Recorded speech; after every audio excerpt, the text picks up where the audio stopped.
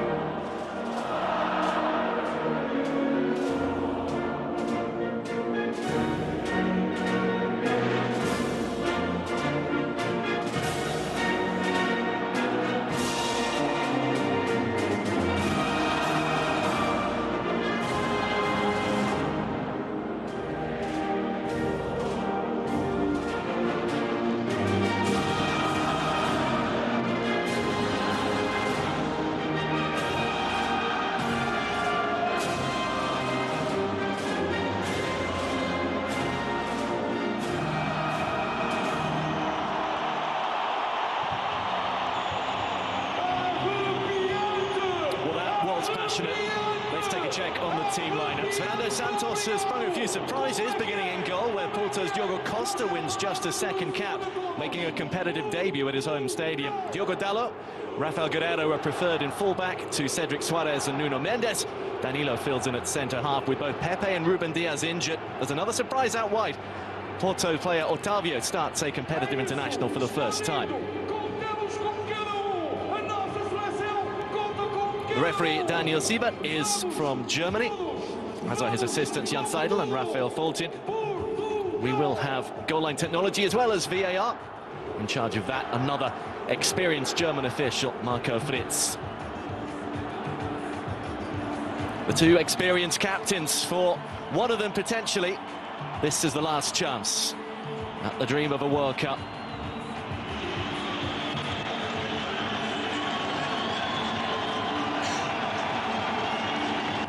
Burak Yilmaz and Cristiano Ronaldo. On paper here, Turkey are lining up in a 4-4-2. With the personnel, they may well have a three at the back, with Ozan Kabak making his first appearance under the new coach, alongside Meri Demirel and Şalay Soyuncu. Berkan Kutlu potentially in central midfield. Galatasaray's Kerem Aktürkoğlu scored in 3 of the 4 games under the new coach. Hakan Çalhanoğlu will be the key man in midfield. And Cengiz Ünder's been in good form for Marseille too. Burak Yilmaz got 5 in qualifying. Here are the benches, and Portugal's bench stocked with quality. Andre Silva, João Felix likely to get attacking chances, no doubt. Serdar Dursun and Yusuf Yazici, creative and dangerous for Turkey.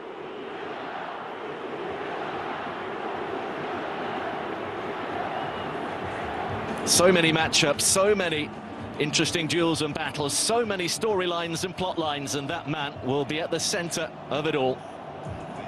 Can he inspire his country to clear another hurdle, leaving just one between them and a World Cup? Or will Turkey continue their renaissance under the new man? Orkun Kökçü in central midfield of Feyenoord will be key if they can do it. It is the kind of game that can define a generation. For Turkey, who haven't reached a World Cup in almost a generation, these players are desperate for that first taste.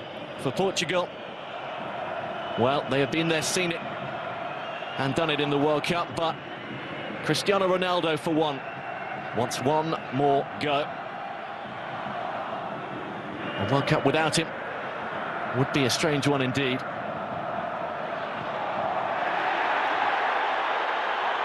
Might he get an early chance here as Portugal makes some good progress. A good overlapping run too, and a good early cross, and Turkey under immediate pressure, looking to stem the flow. Very fast start from Portugal, as you'd expect, being the home side with all their quality. It's important that they get on the ball, create some chances, get the crowd right behind them. Momentum's going to be key. Not an easy chance in a collision at the far post there. Well, it was obvious where Diogo Dalot would look.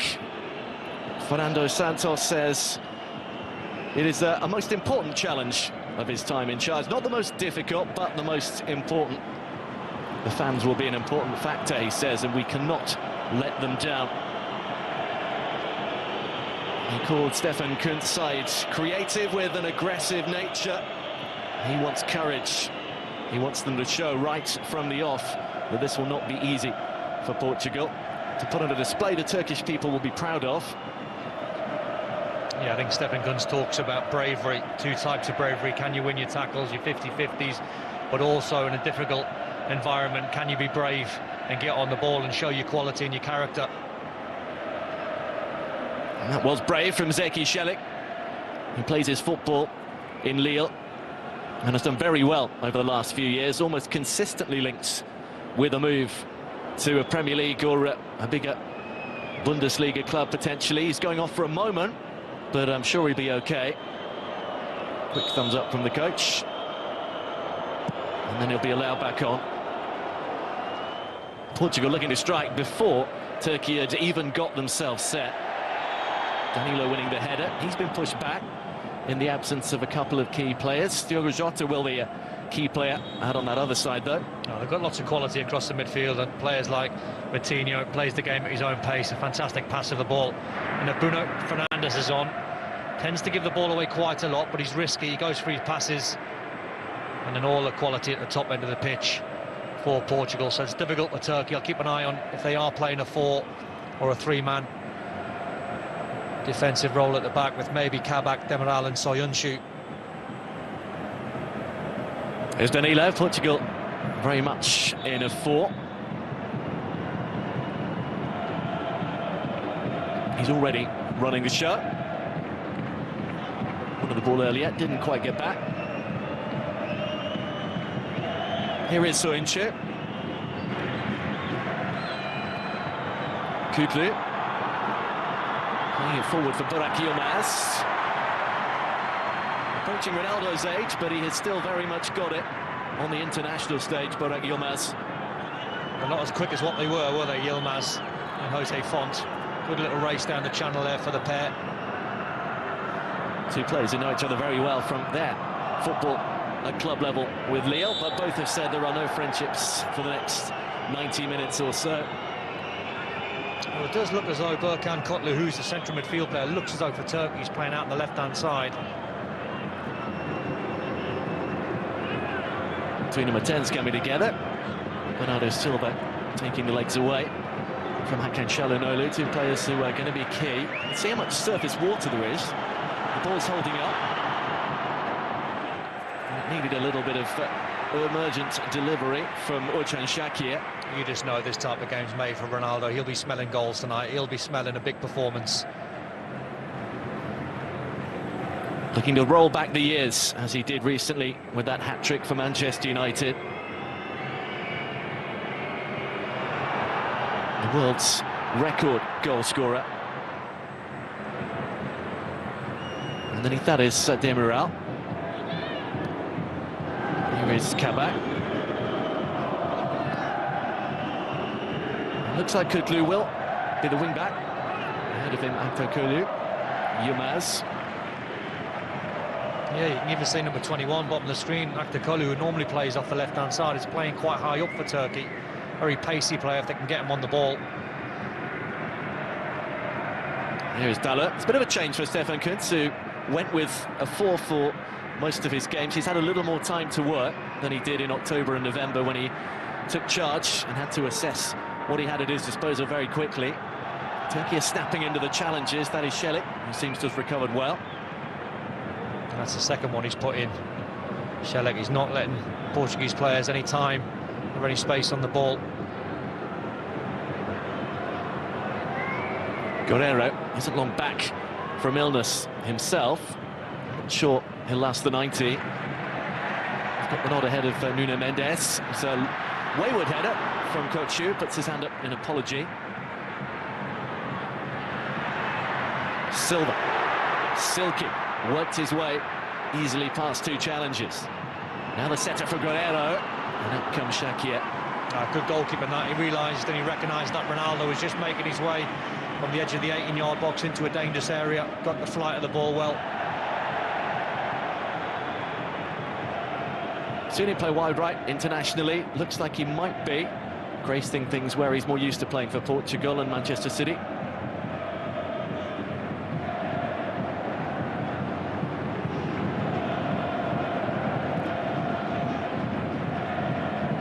Good at it, Danilo.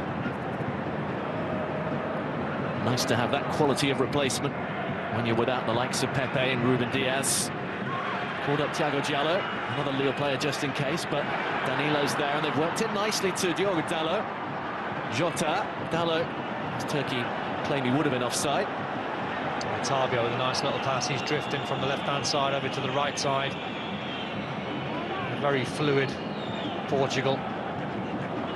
Watching Cristiano Ronaldo and Bruno Fernandes having a little conversation between the two of them, and they were very close together.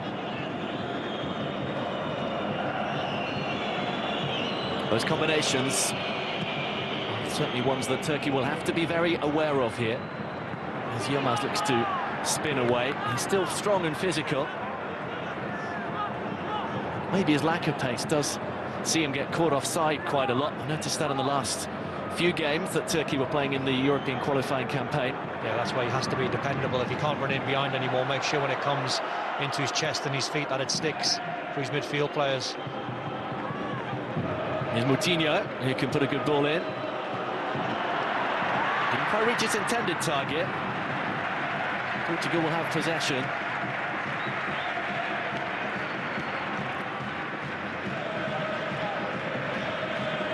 They have won all 5 of the competitive meetings. This is the 9th in all. Turkey have only got a couple in friendlies. They won the first ever and the last one, which was back in 2012 in Portugal by 3-1. Cristiano Ronaldo on that occasion had the chance to score a penalty and he missed it.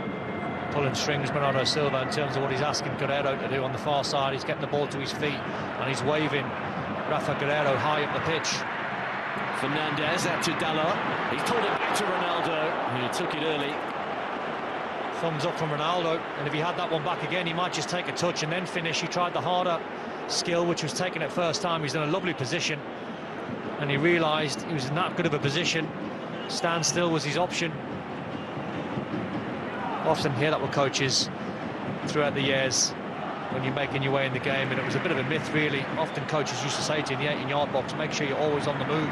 It was a massive myth, and Ronaldo proved it there. If you're in a good position, don't run into a bad one. Stand still. Noticeable, a circle of Turkey players around him, but nobody close enough. Fernandes goes again, battling with Soyuncu. The Leicester man wins out this time. Yeah, he's not had a great season, Soyuncu. He's been struggling a little bit in the Leicester side that's been struggling with so many injuries and different partnerships alongside him, but he's a good player, very strong centre-back.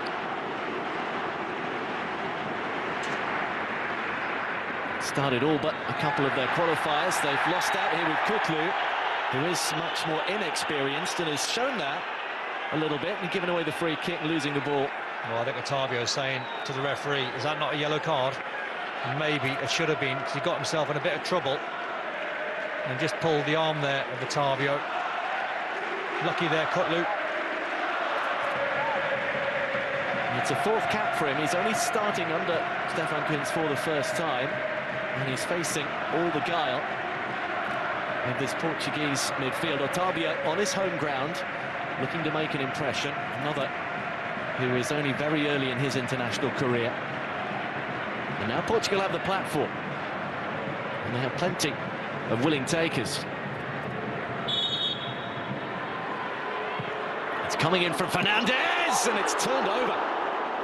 It looked easier to score from there. Diving in was Diogo Jota, and somehow he's put it over the bar. Big chance, and he knows all you need from that distance. The pace was on the ball from Bruno Fernandes. All you need is contact. I'm not sure if there was any Portuguese players standing in an offside position. It's tight, but it looked as though Jota was onside, and that's a huge chance. Anywhere low, obviously he scores. Taking it on the half volley, isn't he? And it's rising as he hits it. It's another let-off for Turkey. Yeah, it's been a bright start from Portugal, 11 minutes in. Got to try and ride this storm, Turkey, if possible. They know it's going to be difficult first 20 minutes. Try not to concede set-piece opportunities from those kind of areas. Kutlu guilty of a little bit of perhaps immaturity at this level. Here's Soyuncu.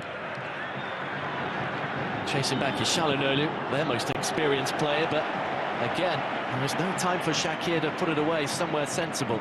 To be honest, I think he's done the right thing, because it wasn't a good ball that from Çalhanoğlu. He put the goalkeeper in unnecessary pressure. Portugal quickly underway, Ronaldo quickly underway. They are going through those gears pretty well. Yeah, they are. They're putting Turkey under massive pressure. 2 or 3 really good chances in the first 11 minutes of the game. That one from distance from Ronaldo.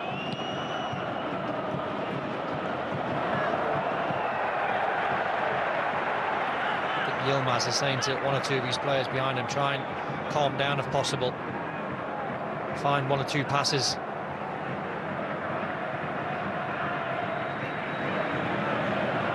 Portugal having far more of the ball. Diogo Costa at the moment with little to do.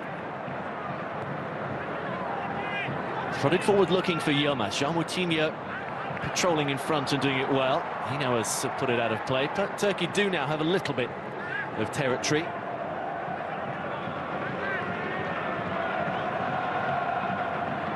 Always looks a tad stressed, doesn't he, Fernando Santos? Never entirely relaxed. Off goes Kutlu. Chasing back is Diogo Dalot.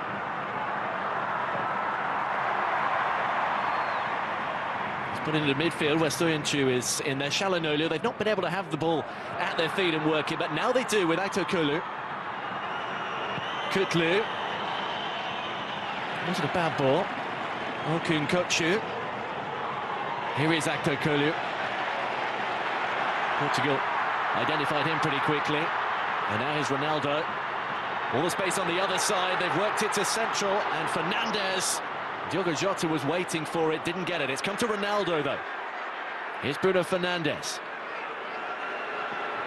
What a move that was from Portugal. First time passing. Only the last ball from Bruno Fernandes was missing, but he was unlucky with the attempted pass.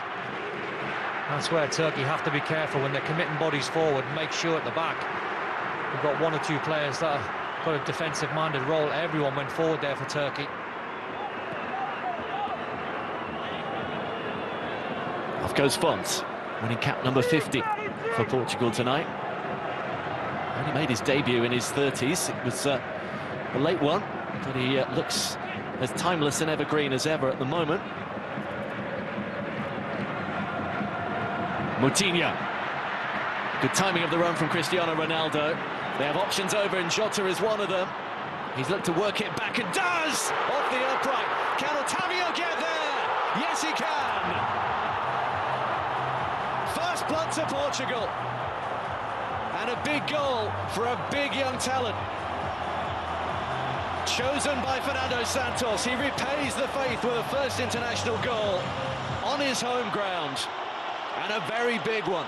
Huge goal, and it was coming, to be honest. Portugal have been sensational in the first 40 minutes of this game, creating chances, putting Turkey under massive pressure. Goalkeeper pulling off 1 or 2 big saves. But it's a very, very confident start from Portugal. Their passing has been exceptional. It was the first pass that got Ronaldo away, and Ronaldo was onside. He timed his run to perfection. He got in behind that back 3, then all the Portuguese midfield then joined him. This is the pass from Moutinho in behind to Ronaldo. And this is a nice little cute pass outside of the right foot. And then you just feel at some point there's going to be a free man. And it's Otavio inside the box. There's nothing the goalkeeper could have done. He's scrambling across to his right-hand side, trying to pull off the save from Guerreiro.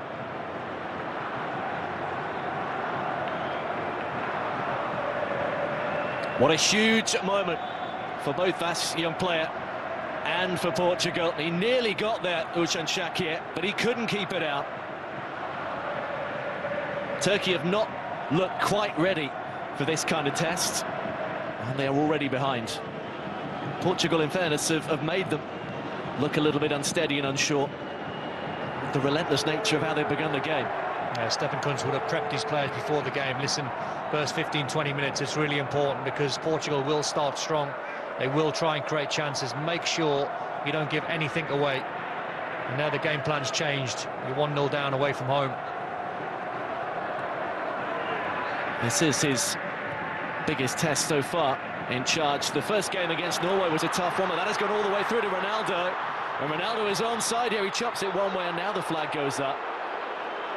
It was a close one. And the assistant referee must be confident. Otherwise, why would he flag? He just let it go. Yeah, he's standing a mile offside. Didn't look it in real time, did it? But did come back a little touch, but not quite enough.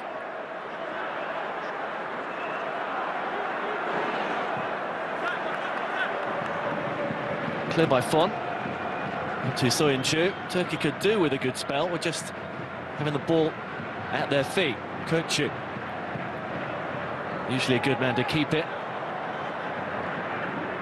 They've worked it to Cengiz Ünder, who is one of their key men. If they can get him on the ball a little more, and he's run that one out. Yeah, just as I say that. Yeah, no, he was unlucky. He done really well, actually. Cengiz Ünder. A good switch of play from Kökçü in the middle of the park, and he just had a little bit of freedom, but his touch was just a fraction heavy. He's excited, Stefan Kuntz, about building a team and a campaign for the Euros in his homeland of Germany coming up. But this was his initial job when he replaced Senor Gunes after that 6-1 defeat to the Netherlands. As Kabak, he's a judge to have got that one cleanly. I think he took a little piece of Jota on the way through there, Kabak. Looked like it.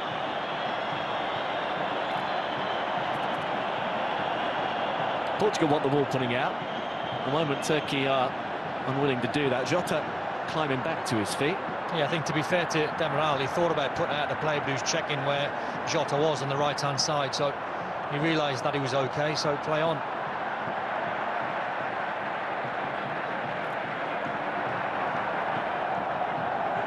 Kutlu.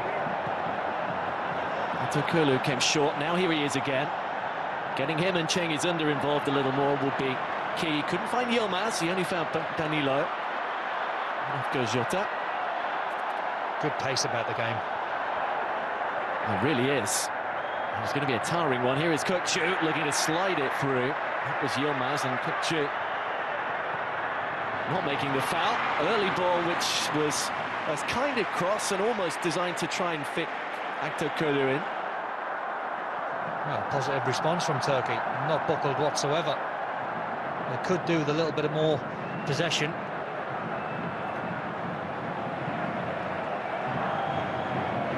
Portugal will look to try and have the designs on that, certainly in this kind of area, with Bernardo Silva.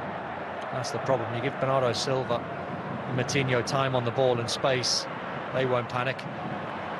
Jota gets the better of Demiral. Jota fancied himself against Kabak as well, and then it is swept across goal by Guerrero. Sharp, isn't he? Shot up. Every time he gets in that 18-yard box, he's trying a trick or two.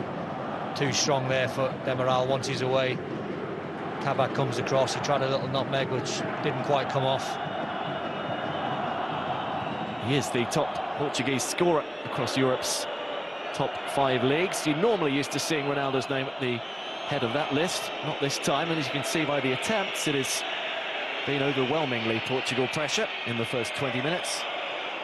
But Turkey have shown a couple of instances where they might be able to cut loose, and that's another nice combination with Çalhanoğlu. Just left it behind, but Kutlu. Danilo's giving it away awfully. Cengiz Ünder here, straight at the goalkeeper. Well, the pass has been quite good, Turkey. They've tried to knock the ball around. They're playing little triangles, 1- and 2-touch football. That was a little bit loose from Danilo.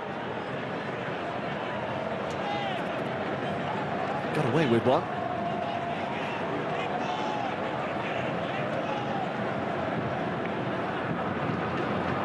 That's an excellent passing rate. And he's playing in midfield for his club, Paris Saint-Germain. Not so much there.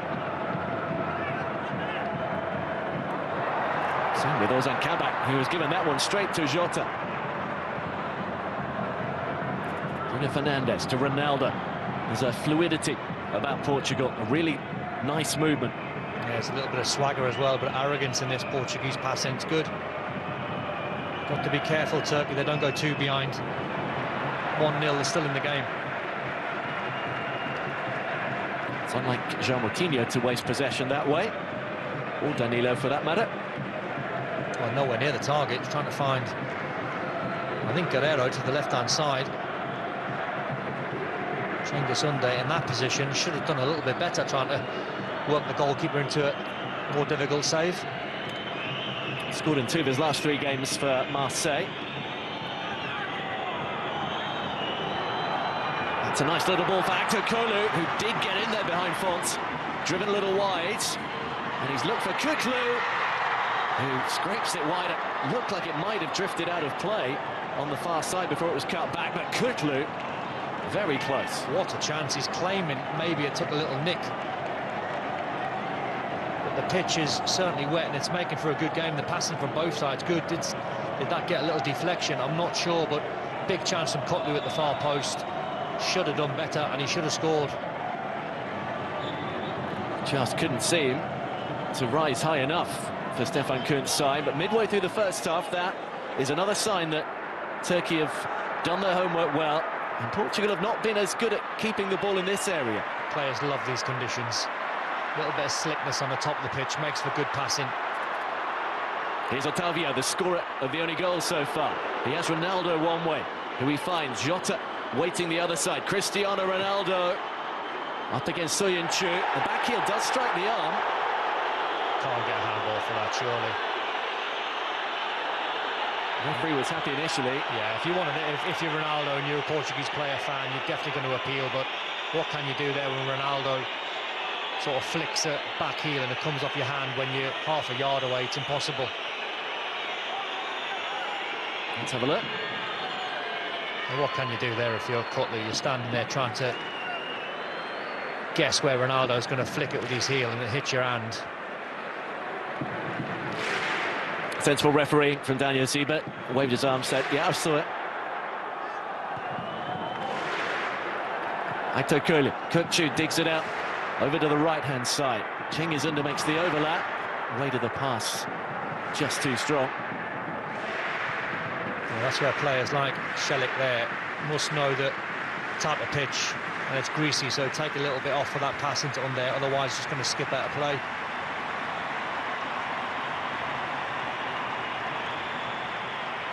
It is good to see full stadia again.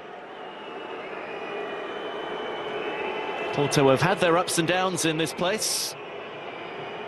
They lost twice to Greece here in that Euro. We saw Cristiano Ronaldo announce himself on the world stage.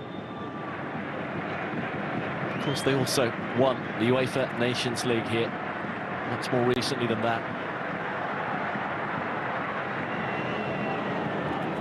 Danilo a little more measured. Dalot under pressure from Kutlu. Here's Yilmaz. First sight of goal for Burak Yilmaz, and he can't hit the target. Well, Portugal are offering a way back here for Turkey. Their passing at the back has been really, really loose. It's not a great ball into Dalot, or the conversation, or the lack of. He should have had more information there, and he just tried to turned into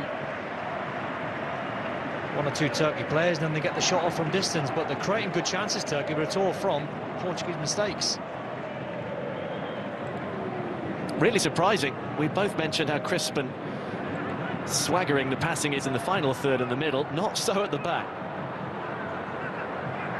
It might be a sign of Portugal at the back being a little bit nervy and a little bit edgy, and they want the second goal as quick as possible. They took that one rather too quickly, and now they have to come back because there was a foul on Actor Kolu.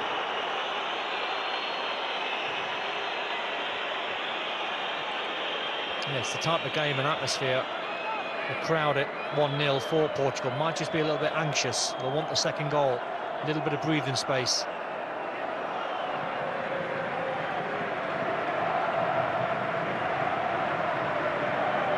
Soyuncu with the free kick.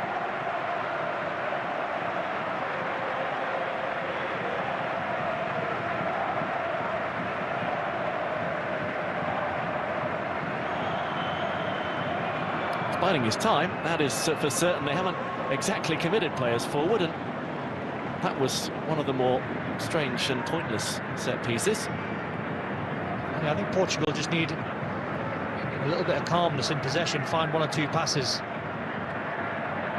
Giving a lot of balls away, Guerrero with another loose one. Again, trying to dribble his way out of trouble. Here's Cengiz Under.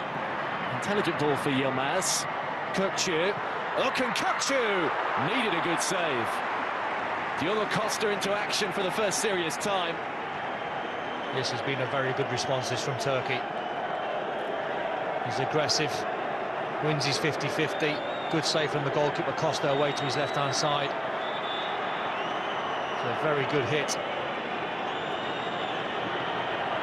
Well, he will know his angles and he will know the areas of this pitch. Diogo Costa, as the Porto goalkeeper, has had an excellent season as they lead the way. But his side have just lost their way a little bit, certainly at the back. Turkey's first corner, Demirel gets there. Didn't quite get the contact on it, but here's Soyuncu. Offside. Demirel with a header should have done a lot better. Got the flight of the ball early. Normally very, very good in the air. You see Soyuncu there, offside.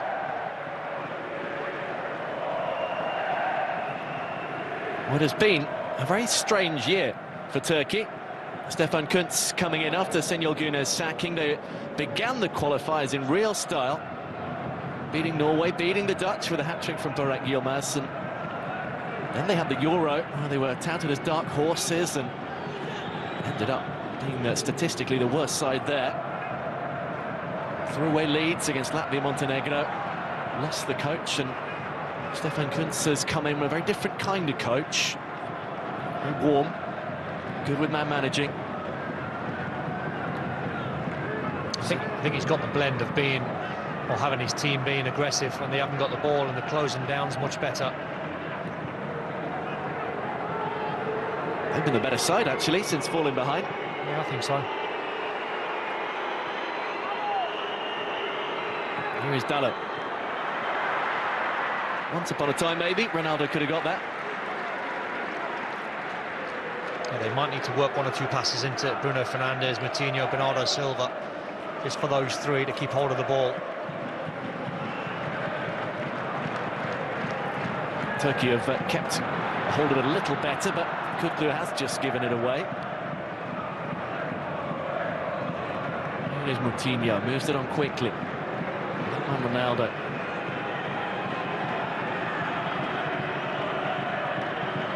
Otavia.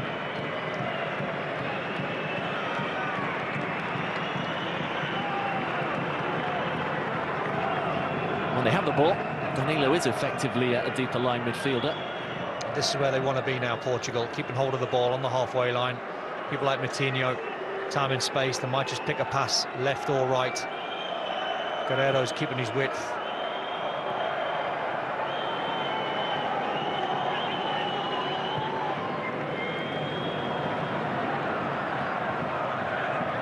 Costa goes long, Otavio timed his run well, kept it in. Portugal have made up good ground, having been forced back. This is Ronaldo. Soyuncu steps across, and it will be a free kick. It's a silly foul to give away. Just stand your ground, jockey. Cristiano Ronaldo. All he wants there is the contact, and it's a definite foul. Clever from Ronaldo, sucking Soyuncu in. Some organisation to do for Ozan Shakir. He's had an excellent season with Trabzonspor, the Turkish Super League leaders. One of the best save percentages in Europe, but he couldn't quite keep out Otavio's goal, which is what separates these two with half an hour gone. I think Ronaldo's trying to get eye contact with Bruno Fernandes. What have the Manchester United teammates cooked up here?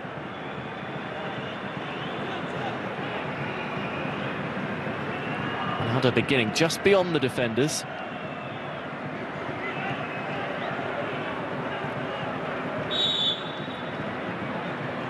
Bruno Fernandes again, curling to the far post again, and headed wide again by Ronaldo.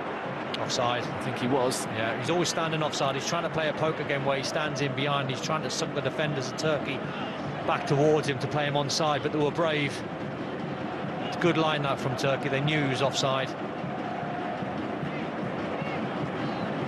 The older you get, you try to nick a couple of inches. I think that's what Ronaldo's trying to do these days.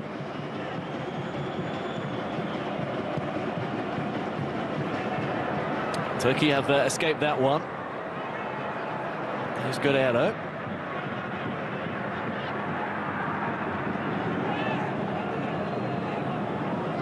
Costa. I wonder when he found out he was playing instead of Rui Patricio.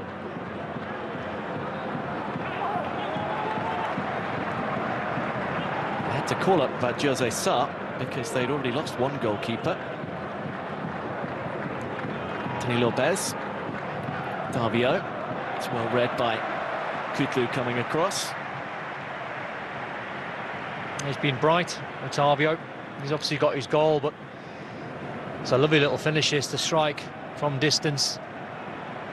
Goalkeeper scrambling away to his right-hand side, and then from there he knows, hit the target, I'll score.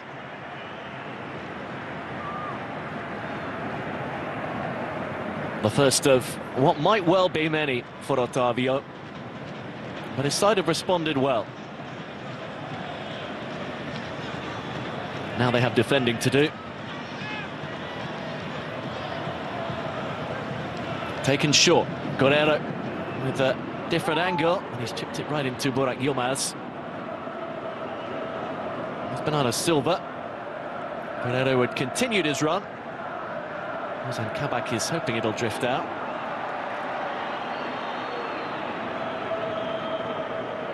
Eventually does. Chance for him to show the new coach what he can do.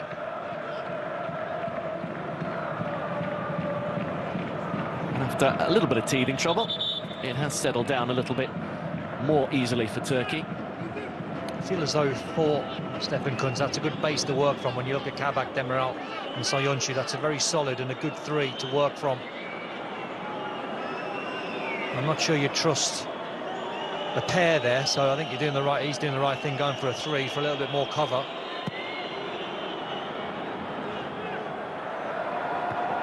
I think with Kabak, he plays better in a three rather than a two.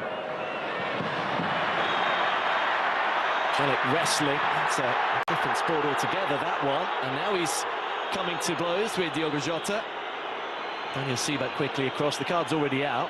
He has been aggressive, Šelek, since the first minute. He has. I was going to ask which way the card's going. It's gone both. Not one that he agrees with. Well, he got too tight to Jota in a ball that he could never ever win.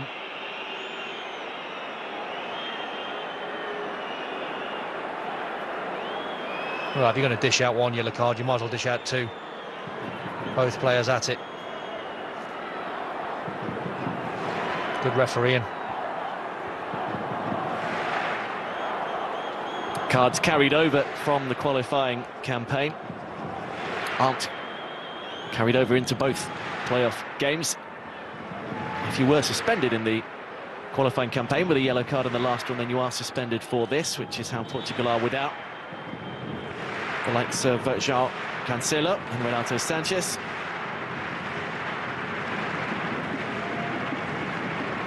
Also without the Wolves pair of Ruben Neves and Nelson Semedo through injury.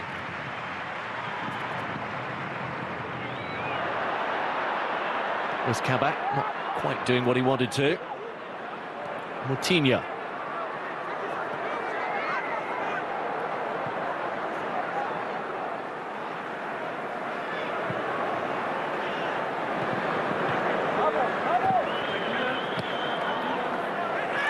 Çalhanoğlu. Portugal have at least succeeded in negating his influence with the ball at his feet. Yeah, because that midfield and the top three's got lots of rotation, it's hard for Turkish midfield to try and pin someone like Bernardo Silva down. He's been all over the pitch. That one didn't quite stay in. So Aitor Kurlu has only been seen in flashes either.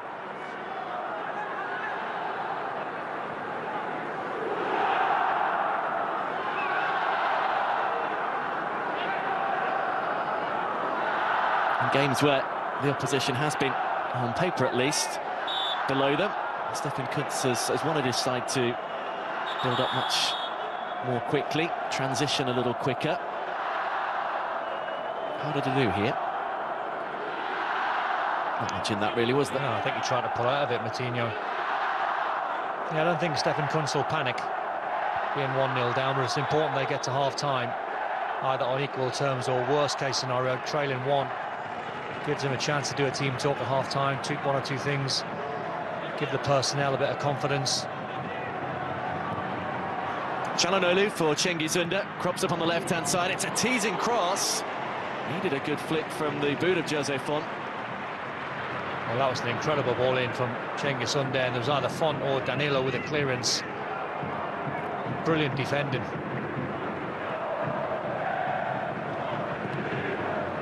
First time they've been able to put that quality in, but Portugal have won it back. And here goes Bruno Fernandes looking to roll it in. That's Kabak in a really good position to deny Jota what would have been surely the second goal. Oh, sharp from Ronaldo, though. Here is Cristiano Ronaldo. Let's just shoot. He's found Fernandes instead. Dinked over the top. Ronaldo slips. Just at the vital moment. He was unlucky. The passenger play earlier, he was so sharp. And he put a beautiful little ball in first time. He knew he was getting closed down, so he had to do it first time. Nothing you can do there.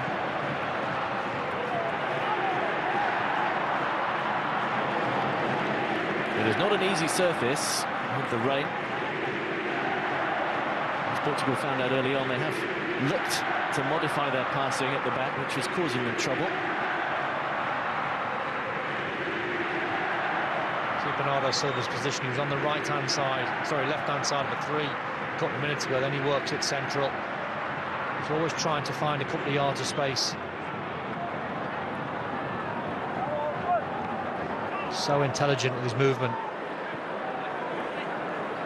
Here's Otavio. I wouldn't want to try and mark him. How do you go about dealing with someone like that who just does not have a designated role in this, a designated position on the field? Easier said than done sometimes, and you find it the most difficult thing as a professional footballer, because everything about your DNA and everything about how you've been taught about the game suggests you've got to close people down. But sometimes when a player like Bernardo Silva is so on the move, the best thing you can do is actually stand still and let him roam and go deep and get on the ball. He's no threat then. If you go and chase him, there's always going to be someone like Bruno Fernandes or Ronaldo free. But it's very difficult. Here is Dalot. Portugal switch here. Almost try and play the game in zones if Moutinho's got the ball on the halfway line. Or Danilo, now you don't press him and you go, right, well, that's the lesser of 2 evils. They can have the ball here. And make sure you're in midfield and the defenders, you've got players picked up. Bernardo Silva now. Don't chase him. Came deep to pick it up. Now he sprints forward to get on the end of it, and suddenly Portugal are on the move again. Another good intervention. This time from Demiral. Oh, that was classic. Classic Bernardo Silva play. Just when you think he's on the halfway line, a couple of passes later, he's nearly in. Portugal really do have an embarrassment of riches. His bench is just remarkably strong, stocked with real quality, including still the 4th most expensive player in the world, João Felix. Andre Silva is there, scoring goals now for RB Leipzig. Rafael also doing well for AC Milan. It's long for Ronaldo, and he will get there, or he would have done.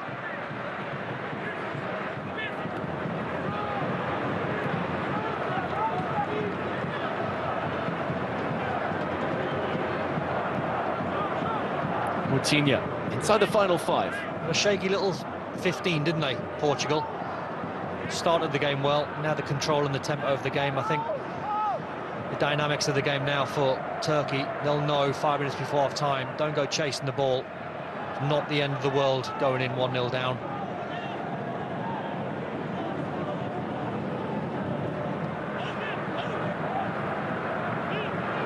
Fernandez to get rid of it quickly. That's an exquisite touch from Ronaldo. Otavio looking to pick out a teammate. Goes central this time.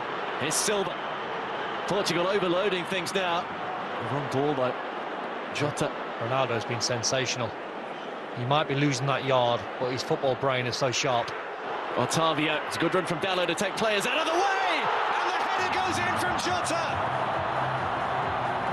Portugal have pulled Turkey one way and then the other.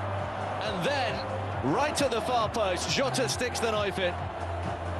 They lead by 2-0, and that is a big step towards the playoff final.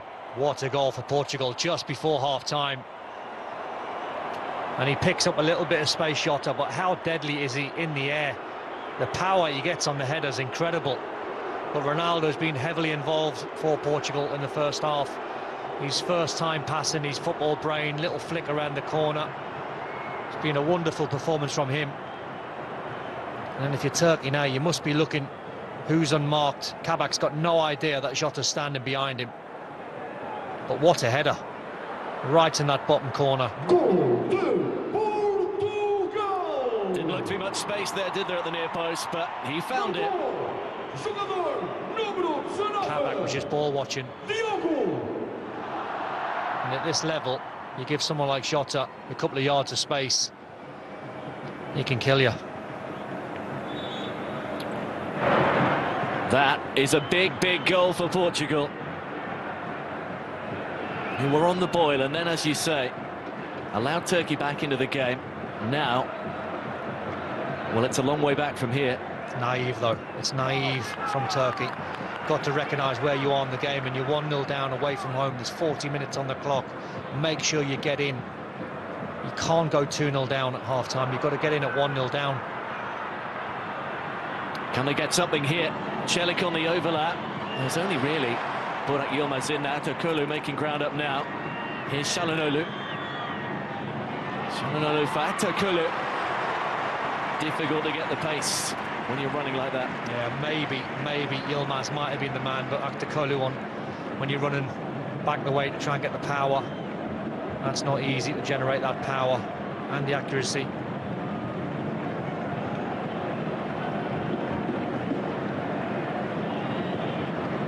Well, he is going to be a key player in the second half if they are to get back into this, but they've only got around 90 seconds of the first 45, plus whatever stoppage time Daniel Sibet decides we need to have.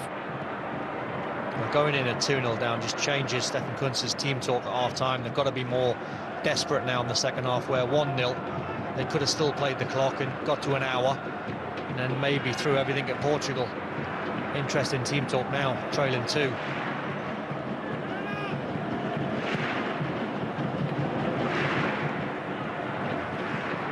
Kutlu and Tokolu couldn't quite bring it down. Coutinho looks wide for Jota. He only played in half of Portugal's qualifying games. He managed to get 4 goals in those. Now he's got another one. Portugal with approaching 2/3 of the ball.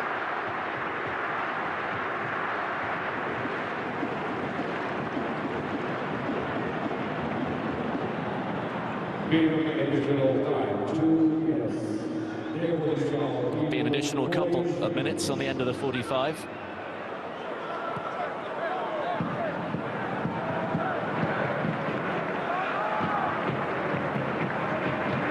Kochu back to Celik.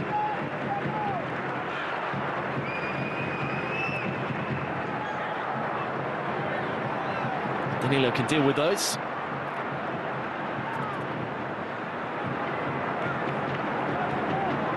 Portugal happy just to slow it down now. Yeah, Ronaldo was a little bit frustrated there with Moutinho. Ronaldo made a good run in behind, but Moutinho, I think, done the right thing. Just kept hold of the ball. No need to play that risky pass.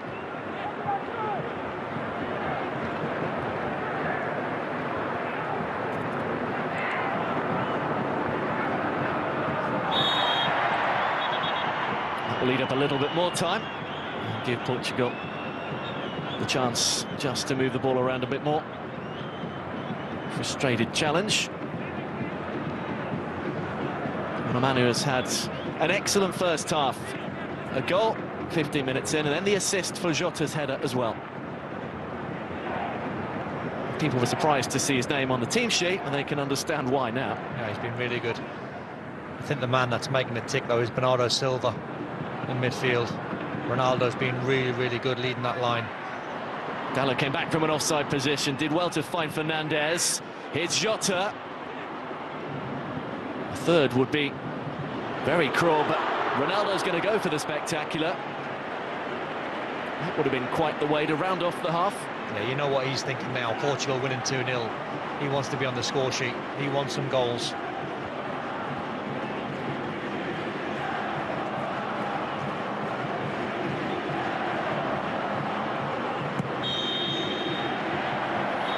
Well, it's been an excellent first half for Portugal in terms of the score. They haven't been as in control as they would like to be. For long spells, Turkey had the ball and had the chances, but Otavio's first and then a cross for Jota's second shortly before the half-time whistle has put the home side firmly in control of this playoff semi-final. At half-time, it is Portugal 2, Turkey 0.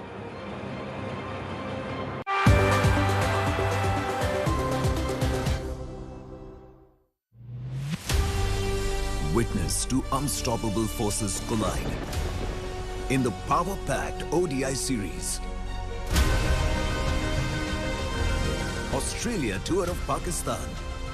First ODI, Tuesday 29th March, 3:30 p.m. on Sony Sports Network. India, it's time again. Time for the most prestigious WrestleMania, where the laws of Newton will fail and the law of inertia will derail. Beat the longest reigning tribal chief, Roman Reigns, or the 7-time champion Brock, the heavyweight beast. Biggest of the superstars will unleash their fury. WWE WrestleMania, 3rd and 4th April, 5:30 a.m. onwards. Witness the might of the English Knights. Grace the German Gladiators.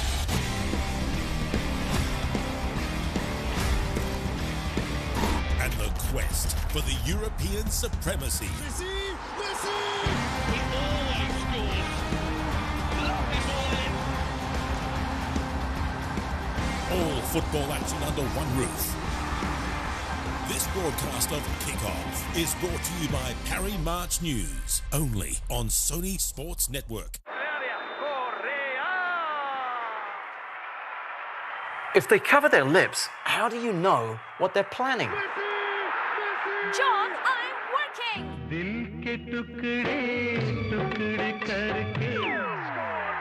That's his fourth already.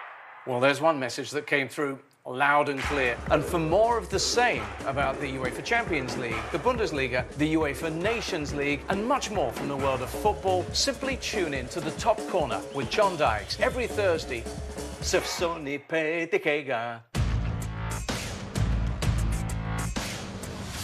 We've been staying in the shadows.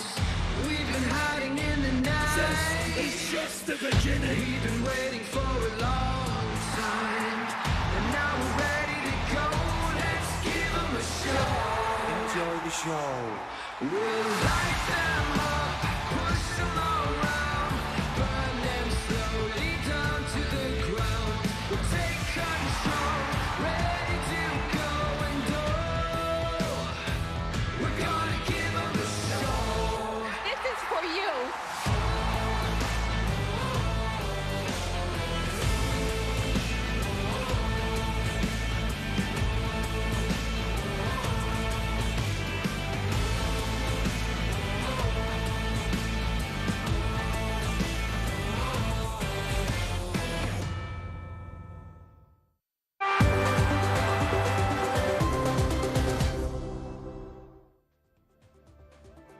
Spoke about the fact that defensively Portugal could be vulnerable, but up front we never doubted that. Goals from Otavio and Jota, 5 in 6 games for the Liverpool man. Otavio scoring his first for the national side, and the halfway mark it is Portugal 2, Turkey 0 in the company of David James and Mark Seagraves. David, it's been pretty one-way traffic for Portugal.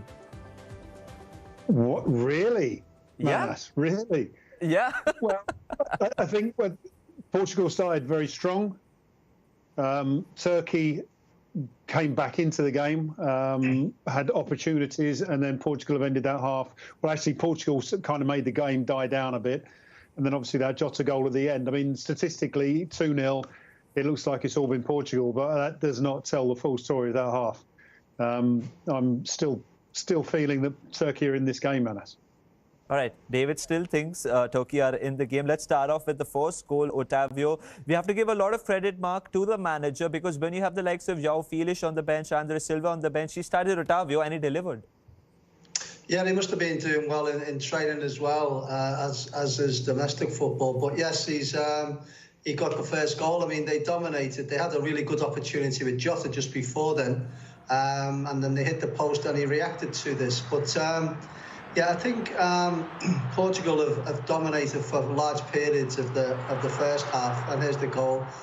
And he was the one who was alive and waiting for it, wasn't it? And that's a great start for them, isn't it? But they allowed poor Turkey, to come back into the game, and Turkey had a few chances, a few good opportunities and that'll be the killer. The second goal is the killer for Turkey, because you know, they'll go in a lot more downtrodden than they would have been at 1-0. But I agree with David, and I'm going to say this at 2-0, David.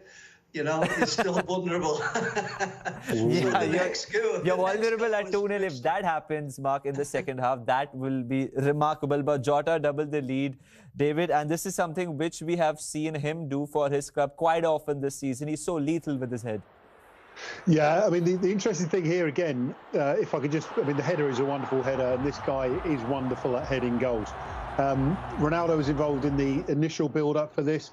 Ronaldo was involved, just there, perfect timing, involved in the initial build-up in the first goal.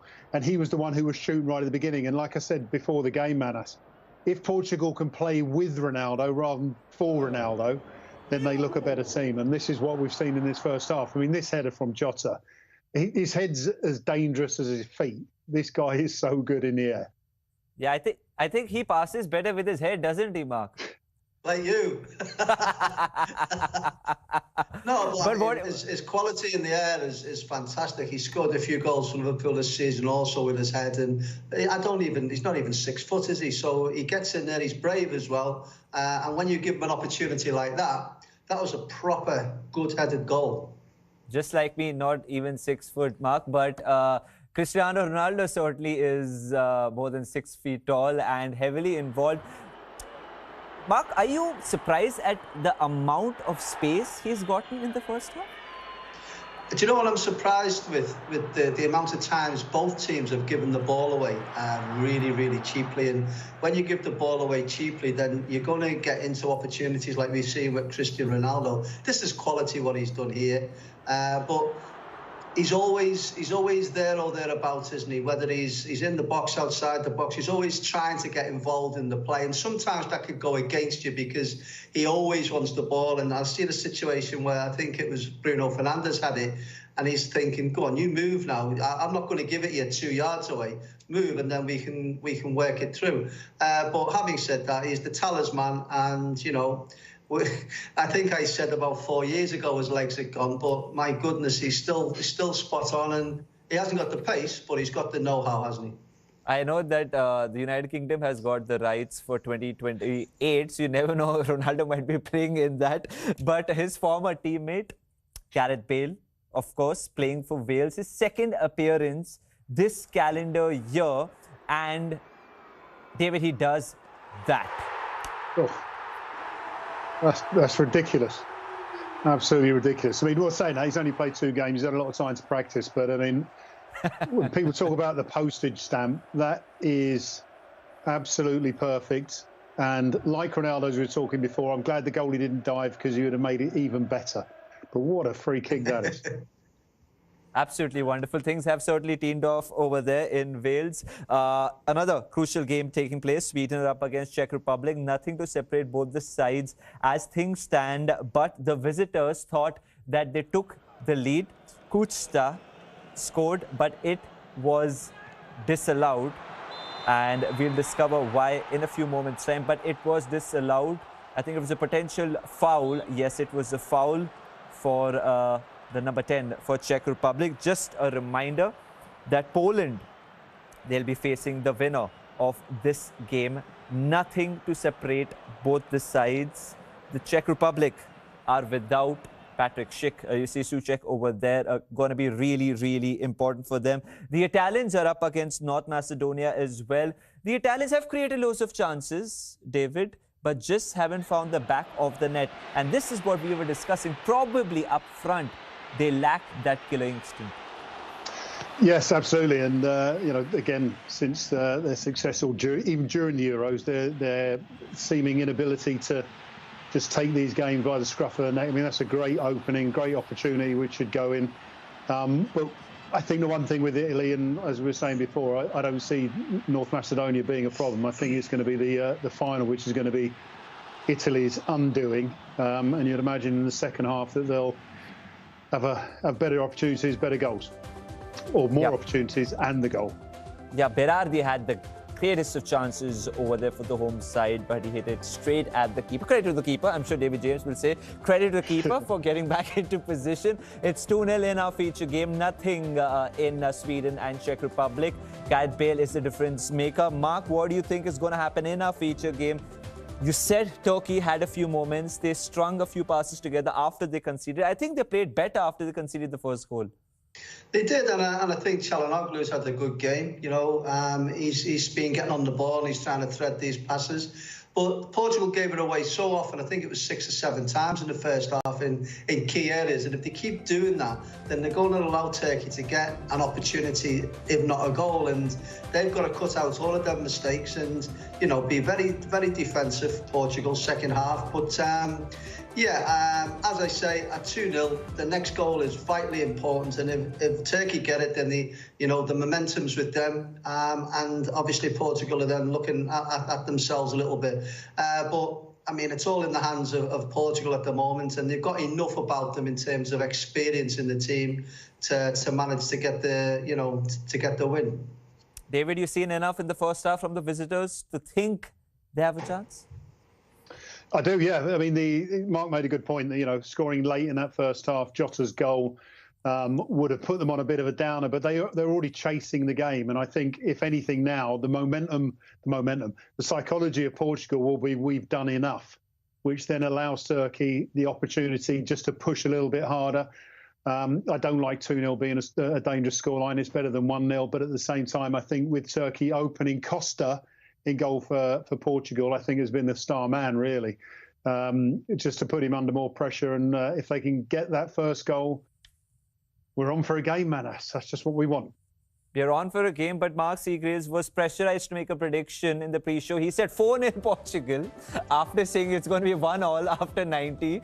But his second prediction, it could still happen, but the next goal is going to be absolutely crucial. As things stand, Otavio and Jota are the difference makers. Portugal lead by 2-0.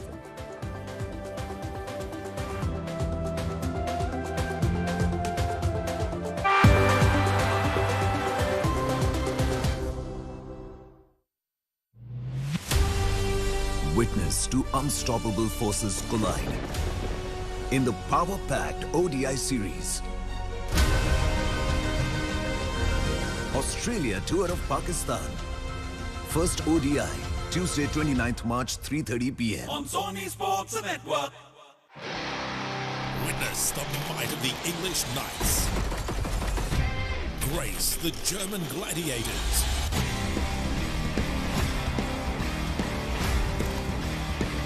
And the quest for the European supremacy. Messi! He always scores. Lovely ball in. All football action under one roof. This broadcast of Kickoff is brought to you by Harry March News, only on Sony Sports Network. We've been staying in the shadows. We've been hiding in the night. It's just the beginning. We've been waiting for a long time, and now we're ready to go. Let's give 'em a shot. control. We'll light them up, push them around, burn them slowly down to the ground. We'll take control, ready to go and go. We're gonna give them a show. This is for you.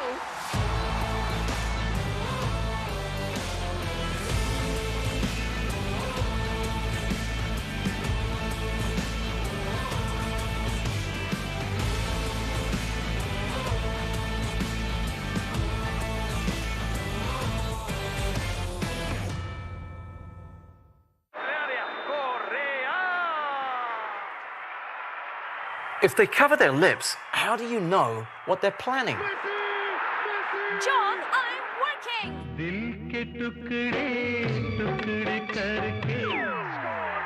That's his fourth already. Well, there's one message that came through loud and clear. And for more of the same about the UEFA Champions League, the Bundesliga, the UEFA Nations League, and much more from the world of football, simply tune in to The Top Corner with John Dykes every Thursday. Same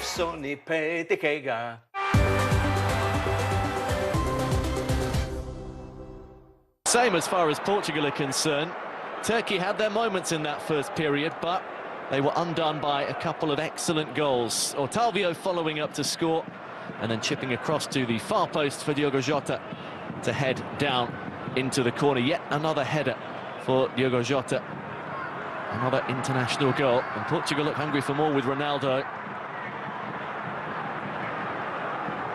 Turkey will have been buoyed by the fact they were able to cause Portugal trouble, and that's an excellent ball from Cengiz Ünder, which Aktürkoğlu just couldn't quite get a hold of.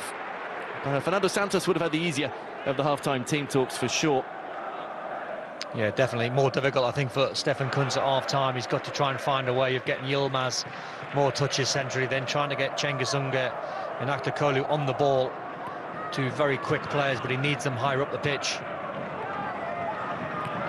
Here is Aktürkoğlu, who has really come of age this season. Scored in 3 of the 4 under Stefan Kuntz. A couple of years ago, he was playing third-tier football, but Galatasaray saw something in him, and now he's showing it on the world stage. Showed it against Barcelona as well. Absolutely, he was brilliant over the two legs. That's the difficulty for Turkey, trying to get him on the ball. He's done a lot of defensive work.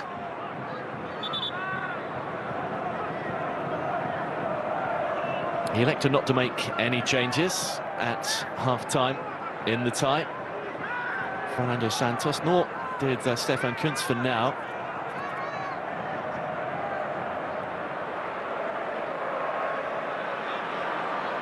Another good run there from Ronaldo.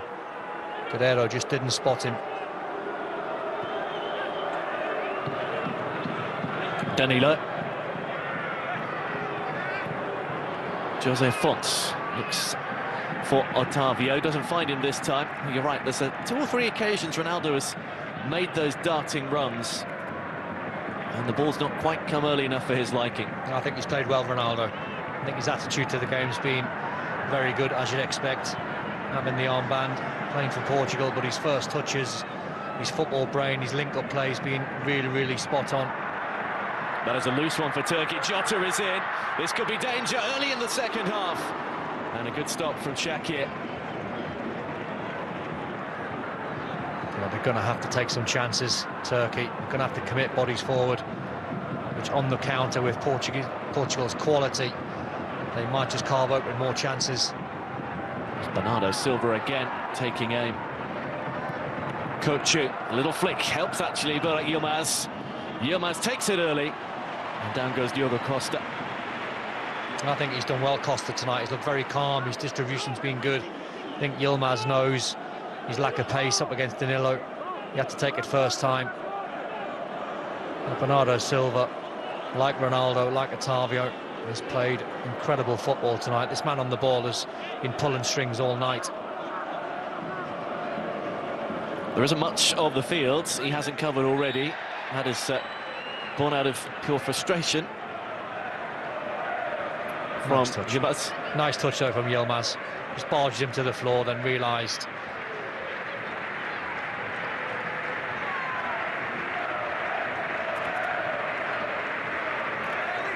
There's a few Portuguese players warming up, among them William Carvalho. And plenty of people, plenty of Portuguese newspapers thought he might start tonight to anchor midfield. That was a no-nonsense leap from Zeki Celik, who's already booked. Yeah, he's got to be careful.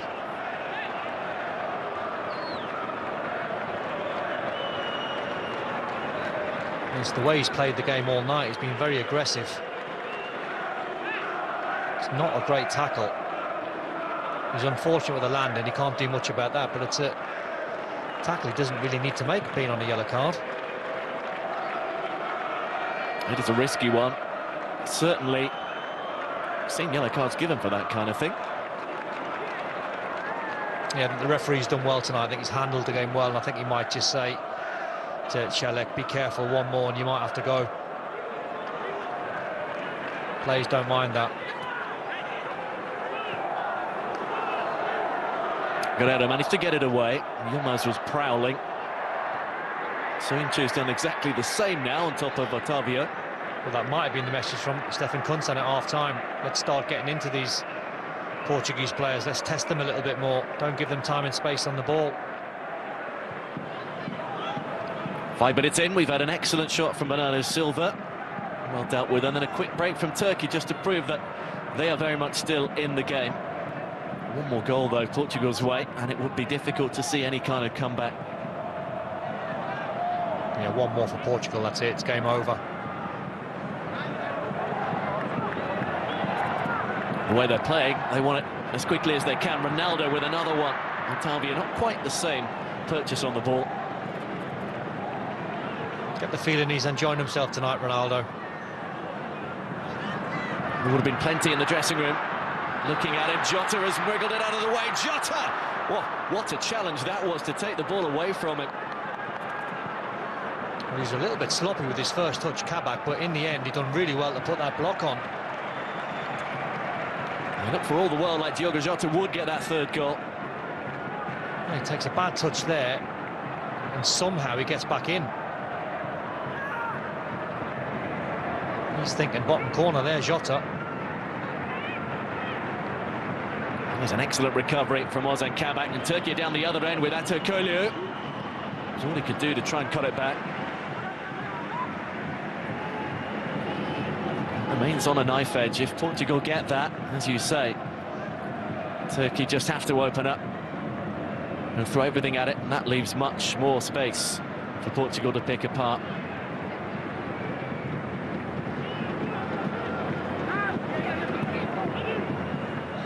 Celik makes the run, and a good one. Neat touch as well for Under. João Moutinho, safety first. Yeah, I think width is going to be key for Turkey, trying to get Cengiz Under and Aktürkoğlu away 1v1 against Guerrero and Dalot. Maybe put them under a bit more pressure, test them defensively. Celik again, getting higher up the pitch than he was in the first half, but he too has lost his footing.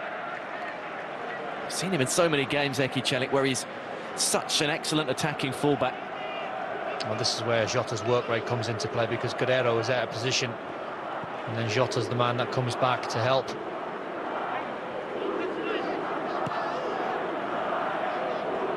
He has been in sparkling form for Liverpool, a winner for them in the FA Cup. He is doing the business for Portugal as well. Ronaldo won't be happy unless he comes off the field with at least one. He scored in 46 different games against different nations, but he's never scored against Turkey, Cristiano Ronaldo.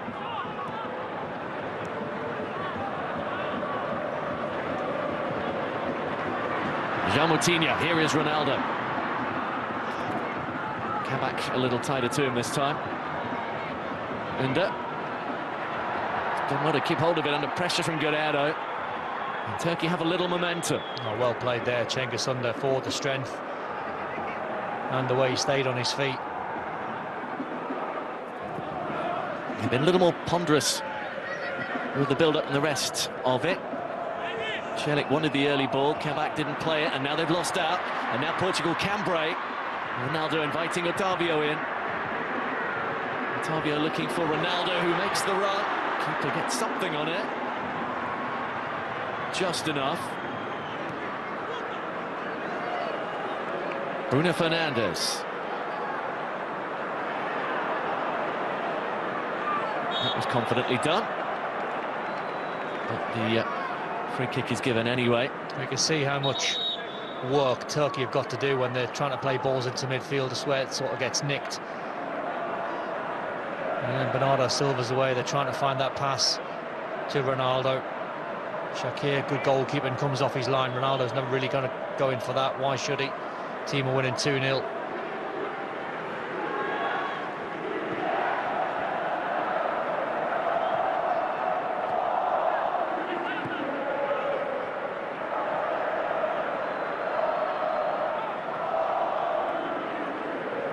Otavio. Portugal looking to tease Turkey out of these more entrenched positions now. I was just thinking exactly the same thing. Soyuncu doesn't want to step into Ronaldo. Ronaldo's standing just in that pocket. And he's enticing Soyuncu maybe to then spin in behind him. It's been a lively opening 10 minutes to the second half. Turkey need to be the one scoring next. The ball's into that dangerous corridor of uncertainty. Here goes Jota, who puts it over. Goalkeeper made a risky decision. Well, that was very basic from back to front, and that should not happen. A few of the Turkey defenders looking across to the assistant referee, asking for offside, and he was never offside. It's not an easy finish. He's just trying to clip it over the goalkeeper there, Jota, underneath the crossbar. You can see the goalkeeper out of his peripheral vision. Now it's just about the skill, and it's not an easy one.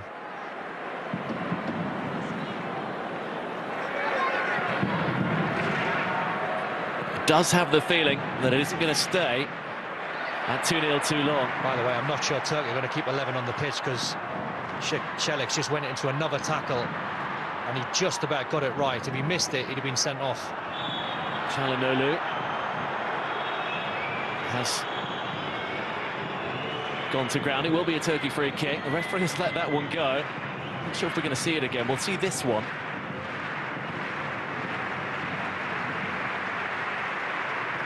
Celik is throwing himself into things like his life depends on it at the moment. Yeah, either the manager has to take him off or the players on the pitch have got to calm him down. They can't go down to 10, Turkey. But he went flying into a tackle and he only just got the ball.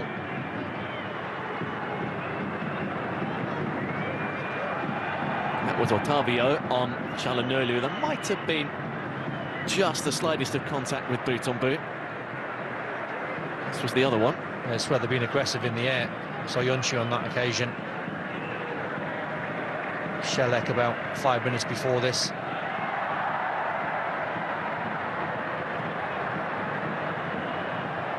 They are trying to get into Portugal, unsettle them a little bit, loosen some of this control that the home side have on the game. Moutinho looks for the run and finds it. Dalot, what can he produce from here? Bernardo Silva pulls away, Jota pulls away. Under the ground and over it goes. There were very good-looking options for him to pull it back. Those great options. Ronaldo was the first one. Good ball in behind. Look at Ronaldo's run. He goes far, then spins towards the front post.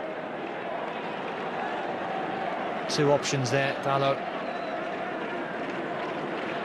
Can't really fault the pullback. It's just a loose connection.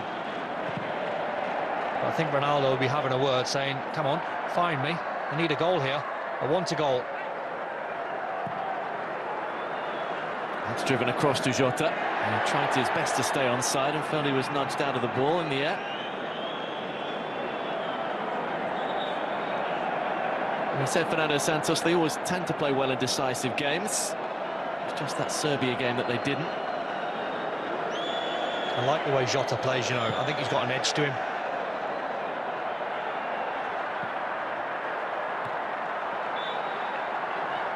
That had run out. A lot of Liverpool fans think there's a little bit of Luis Suarez in him, and I know what they mean. He's got like a little edge.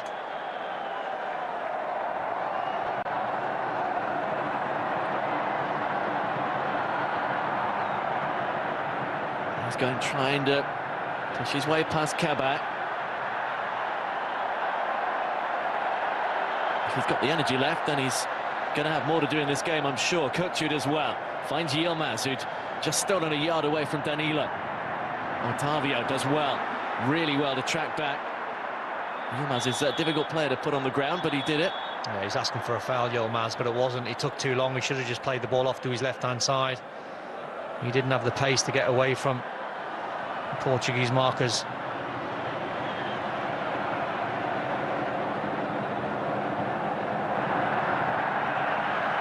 Apart from that one shot, it has been disappointing for Burak Yilmaz. Around the Dragao goes the Mexican wave.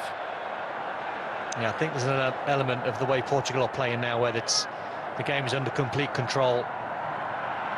The clock, the scoreline, everything's in their favour. If they want to go through the gears, they can. Ronaldo worked hard to make sure they kept possession. João Moutinho. Back he goes.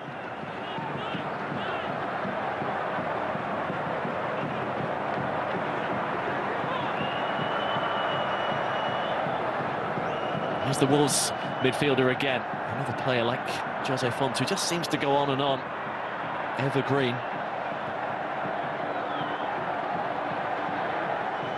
They've got to try and creep Turkey another 10 yards further up the pitch. That's better. Try and put Portugal under more pressure.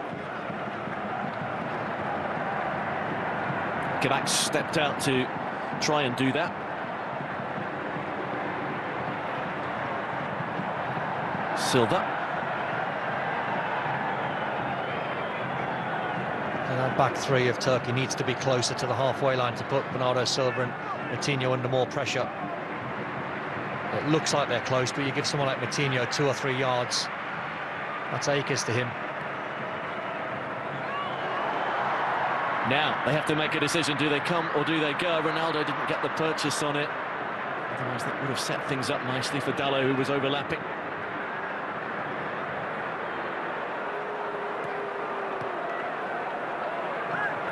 He still looks a little frustrated. The balls are not coming off. The passes he wants are not finding him. Yeah, he's frustrated with Dalot there because Dalot played the ball half a yard behind him. He wanted the ball into his feet so he could return the pass and play the 1-2. But I guess he's just getting a bit frustrated, Ronaldo, because he wants to be on the score sheet badly.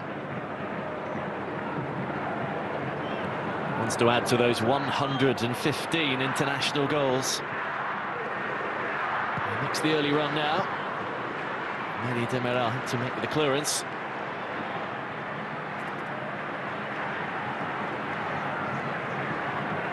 He's had a good season at Atalanta, on loan from Juventus.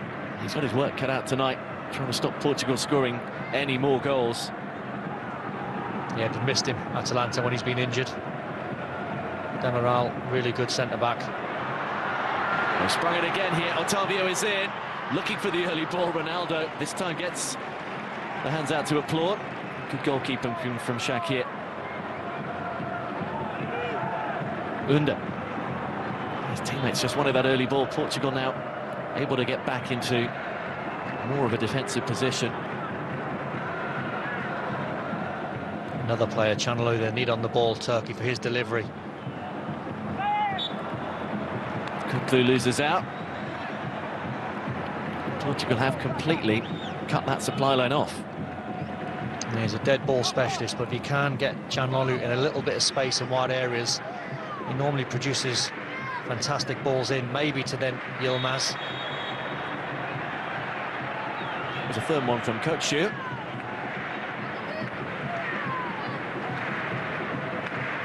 Yeah, Yilmaz will probably argue after the game, if they do lose it, they didn't have enough service.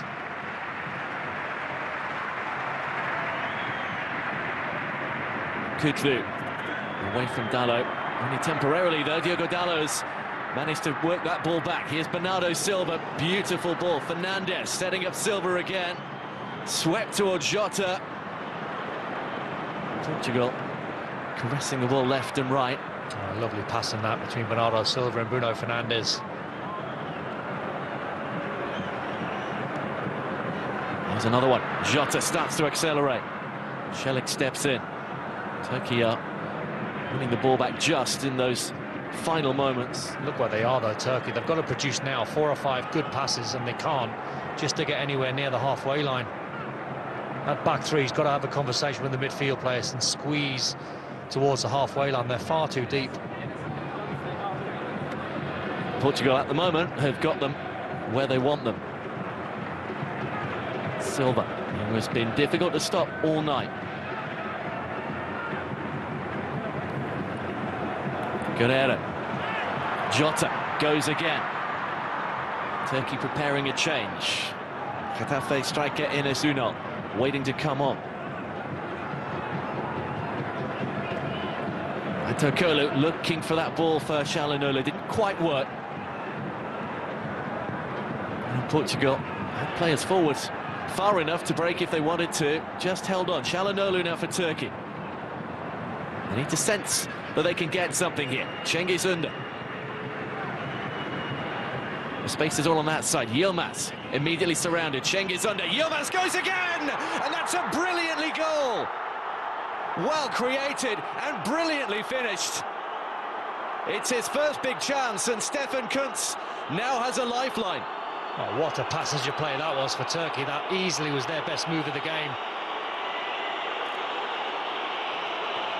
Lovely pass, and it comes into Yilmaz, and I thought his touch was a little bit heavy, but they work a brilliant 1-2, and he's miles onside, and a clever little finish with the instep there on his left foot. This goal has got Turkey right back in this game. How did Cengiz Ünder squeeze that through? There's no space at all to operate, but he did it. And it's the way to pass.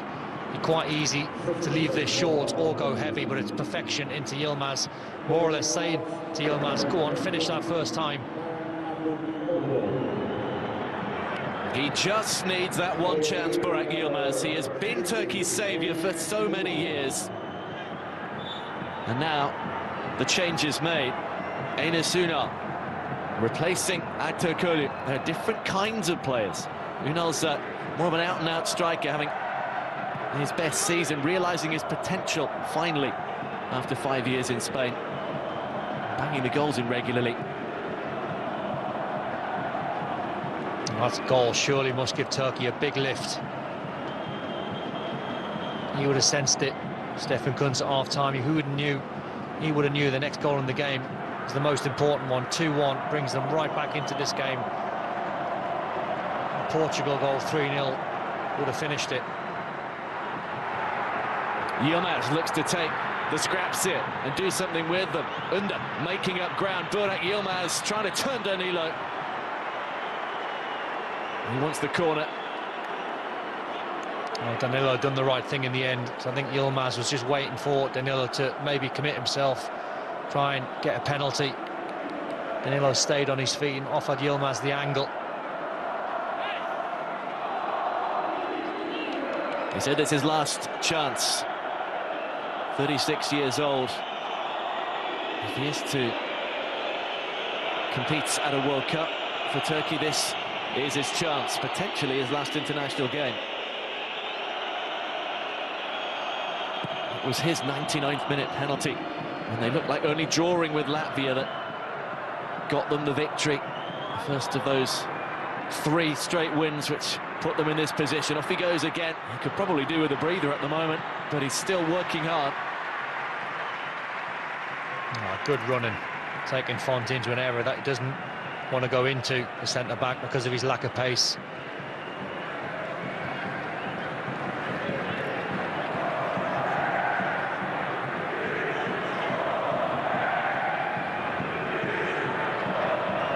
Here's Çelik. Ünder. He's had a good second half, Cengiz Ünder. Going to slip one through. They've needed to step up. Those key players going forward for Turkey. Only a moment or two before, as you say, they were completely hemmed in. Portugal had them at arm's length.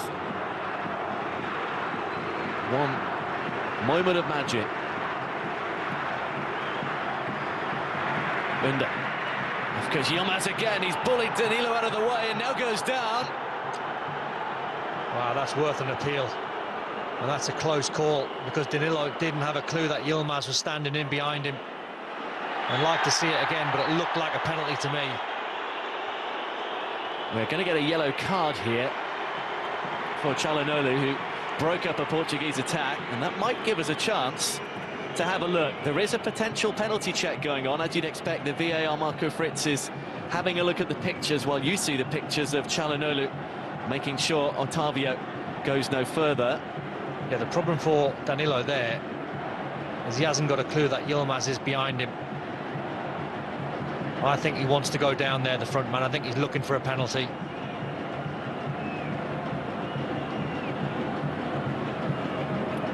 The verdict is no penalty. Referee said it on the field. He felt it was rather too eager. Yeah, feels like the right call. He should have backed himself to finish it.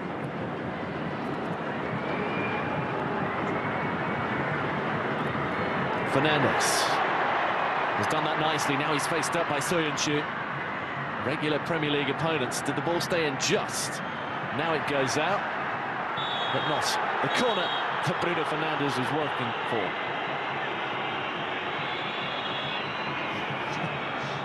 He never takes them decisions lightly, does he, Bruno Fernandes? He loves them own.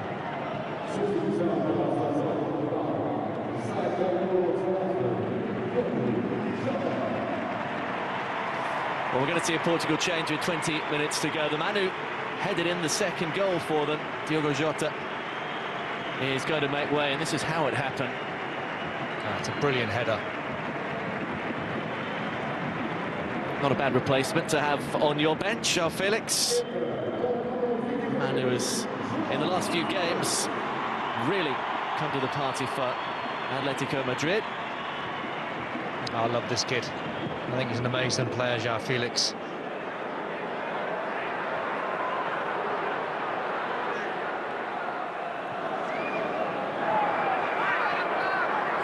Hasn't been that regular a player from the start for Portugal. But fresh legs, just when they need them.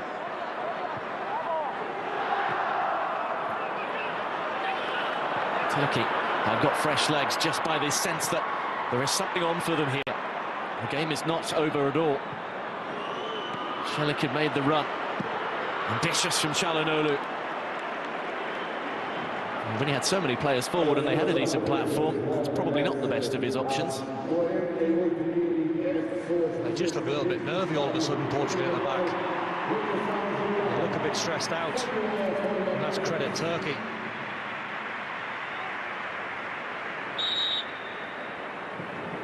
If that flies in, then it looks amazing. Got it just wrong.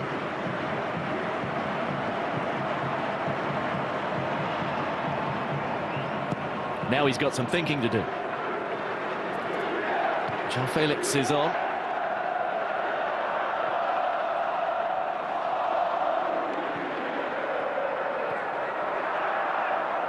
Here's Unal. And for Yilmaz. Unal goes again. Kutlu. Kutlu to bend one. Unal sneaking in, but the flag was already up.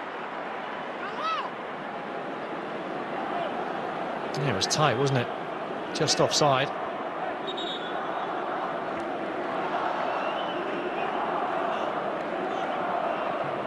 He's done well in a role which isn't his natural position, and because Stefan Kuntz has players like Caner Erkin, very experienced on the left-hand side, who has been his favoured left-back since he took charge. I wonder if the conversation between coach and Fernando Santos might be revolving around Ronaldo. The last 20 minutes, he might just be fatiguing. Does he take him off? Does he leave him on? Ronaldo would obviously want to stay on the pitch, but it's important that Portugal get the job done. Here's Fernandes looking to get the job done, trying to find João Felix. Just stopped in his tracks, but they've given the ball away. Otavio prowling and almost pouncing. Kabak it is who's down. He's looking for that, Soyuncu. He's looking for a nudge just so he can hit the floor. That's why Otavio's got a smile on his face. It might have been just the tiniest of nudges, but Soyuncu buys that.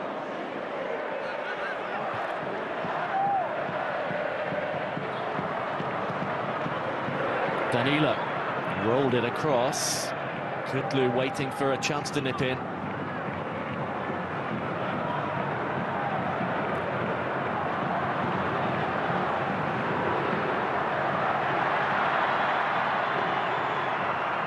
Fernandes got himself out of a tight spot, and Portugal are on the move. João Felix wanted the early ball. Moutinho instead goes safe and goes wide. Otavio waiting, Dallo is through. Everyone's come near post, he goes far. Yeah, I think he should have pulled it towards the 18-yard box. It was good skill initially. That's excellent work to keep it in from Guerrero. Now he's put it in a good area!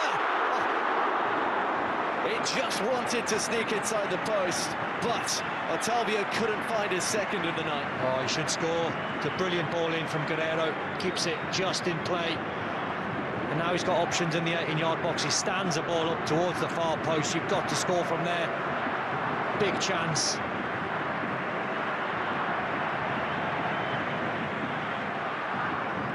That could have put the game to bed for sure. Instead, Turkey are still hanging on in there with 15 minutes to go in Porto. Are we going to see extra time?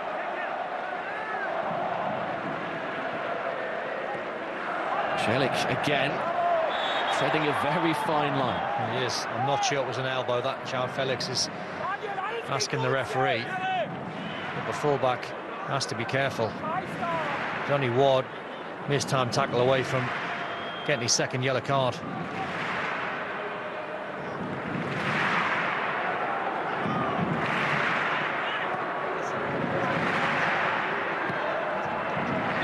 Demiral. It's going to be a card now. Yeah, I'd like to see that one again, because in real time it didn't look like a foul. I thought he stepped in front of Otavio. Otavio saying you pulled my shirt. Let's have a look. Yeah, brilliant spot by the referee. Little shirt pull from Demiral.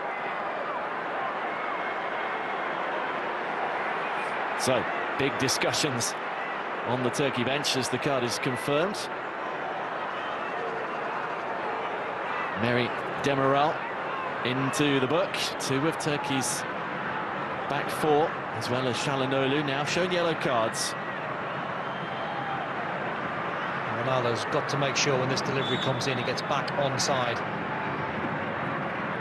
Plays short this time, Moutinho, Fernandes, slightly different angle, but he's gone low. And he was offside. That's the bizarre rule, this one, where because the ball didn't go to Ronaldo, the linesman didn't flag there, so they get a corner out of it. It's a harsh rule, I think. Ronaldo was yards offside.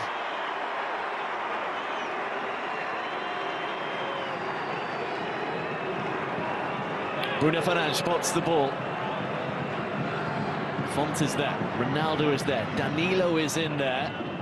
It's aimed towards Jose Font. Out it comes to Guerrero. Took a little touch, which makes it easier for the goalkeeper.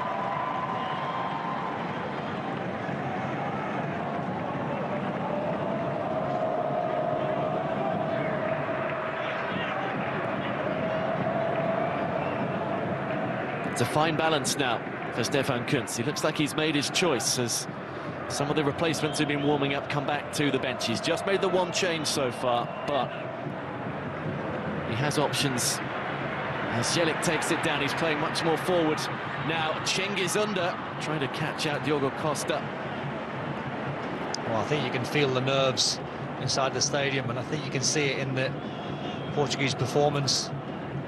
I think they started at 2-0 in the second half, looking like they were going to get the third. They missed one or two opportunities, and now they're Turkey have got it back to 2-1. They're feeling the pressure. William Carvalho being prepared to come on and just provide a little more defensive midfield stability. As Portugal look for Ronaldo. Tries to take on Demiral, does so. Cristiano Ronaldo round the back, hits Soyuncu.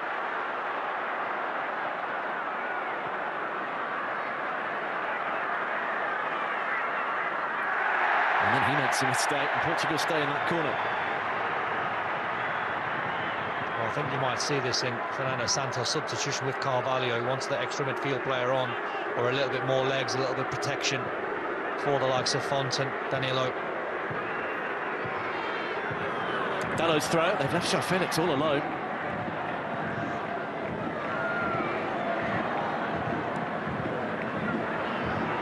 Here he is again. Little turn of pace. Ronaldo to João Felix. That extra touch just took it away from him. Unlucky. Just a heavy touch, you're right. Good link-up play, good wall pass between João Felix and Ronaldo. Nice play this. Clever little 1-2. And that touch there was just a tad heavy. Give Damaral a chance to come on and put that block in. He's doing excellent work for Atletico Madrid. 5 goals in the last 7 games, arguably in his best form since he came from Benfica.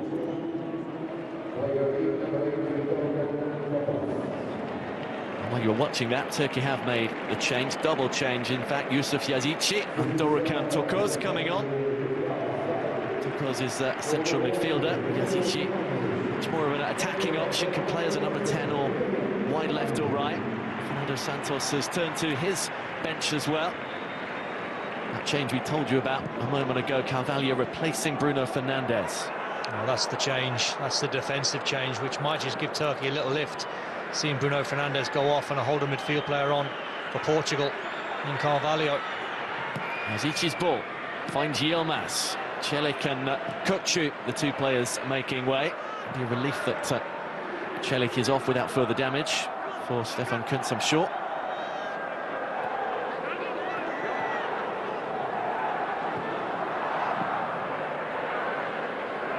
So Kabak has moved over a little to the right-hand side. Looks like it's going to be Tokoz, though, who's playing wide right rather than central.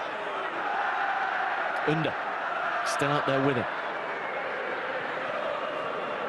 Çalhanoğlu. Identified as a key threat by Fernando Santos and kept quiet.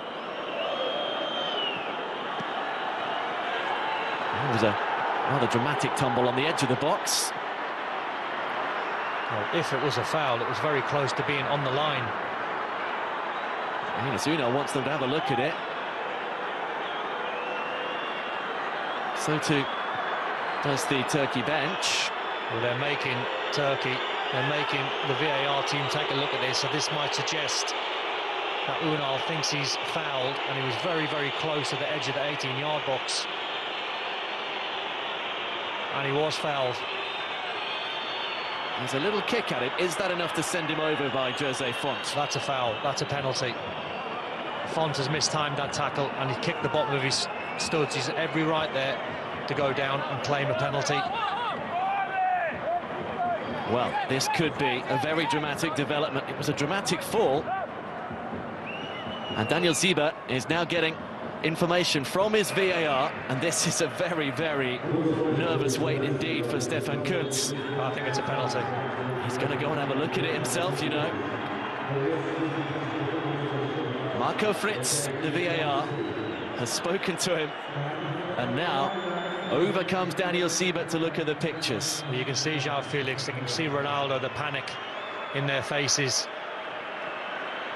They think this is going to be a penalty. And I think it is as well. He goes for the ball, he misses. Is that enough to send him over, or does that matter? No, I think it's a penalty. I think if you get fouled in the 18-yard box, in this situation, 8 minutes left on the clock, that, in my opinion, is a penalty.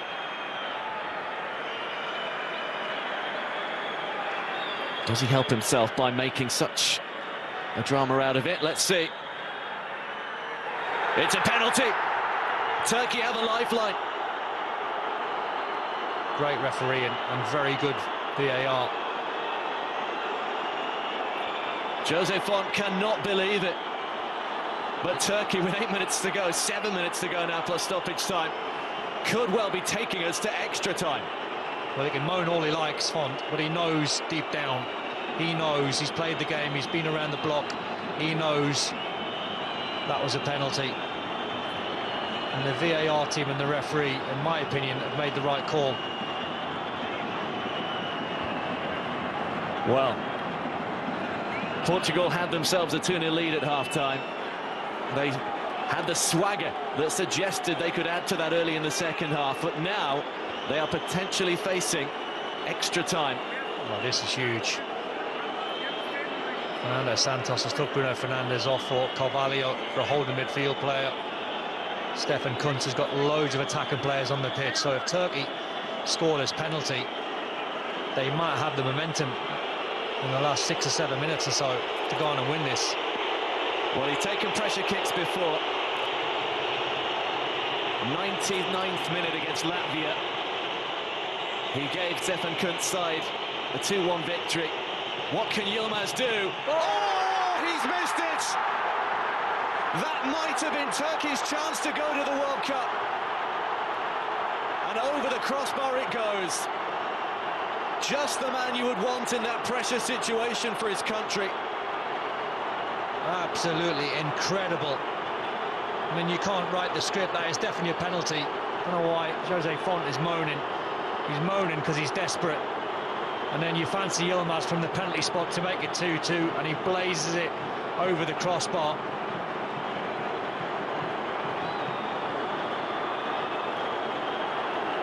That was Turkey's chance. That was Yilmaz's chance to take us all the way, to take them potentially to a final.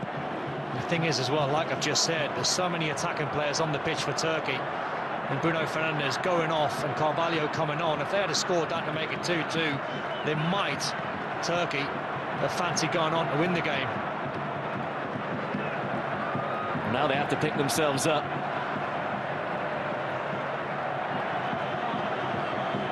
Oh, that's late. Now then, what colour's the card for Jean Moutinho? Just a yellow. Yeah, I think he's trying to break the play up because he knows his manager's going to make a couple of substitutions. It's a naughty one, that.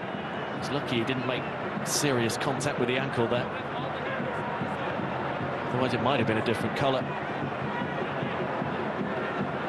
Well, now it's Fernando Santos trying to manage the game, getting the right substitutions on, taking the right players off. It looked like it was going to make a couple of changes. Well, we're going to have Nuno Mendes and Matheus Nunes in a moment. Yilmaz waiting for Demirov's knockdown, desperate to make amends. Yazici gets it across, Font puts it away. Well, it's incredible, isn't it, the game now? All of a sudden Portugal just absolutely hanging on. A very different complexion to it. Yazici swings one in.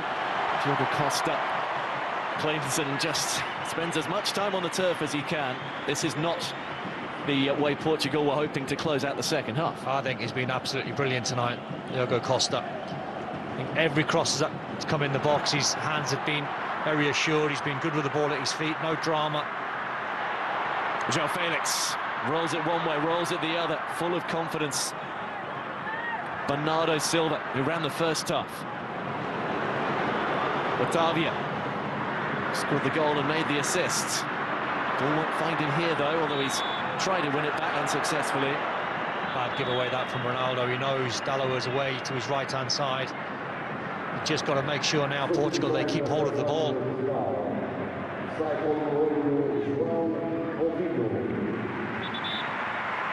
We are going to see those Portugal changes now. There's going to be 3 of them, I think, in total. Moutinho makes way for one of them. Guerreiro, the other. Nuno Mendes, presumably a straight swap for Guerreiro. And the man who has proved the match winner with his goal and assist is also making way for Rafael Leão.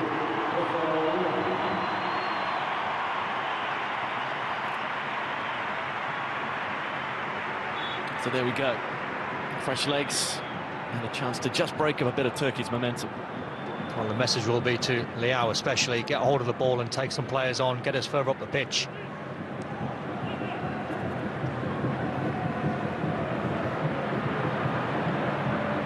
Carvalho does just that, hits Ronaldo, but they still managed to work the ball away. João Felix won't get there. He's dived in to try and win it. Does he get the ball? I think the assistant suggested no.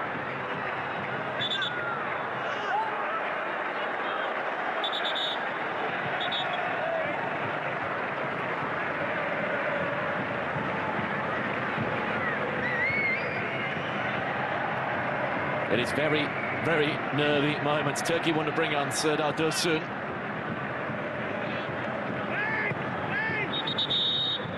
They get the chance to do so now.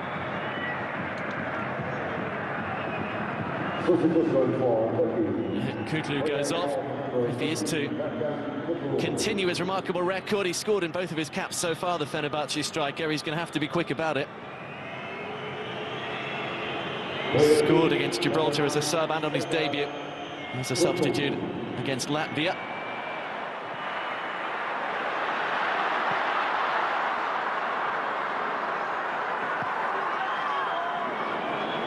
Kabak goes back, and we'll soon find out just how long Turkey have left to cling on to some hope here.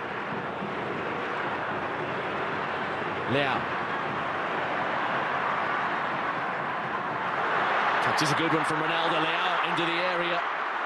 And then he collides with Demiral. I think Ronaldo's saying to Leao, come on, go for the corner flag. Don't go for the third. Get in the corner flag. Keep it well away from Turkish players. Now they've got a foul and a free kick. They'll just pump it long.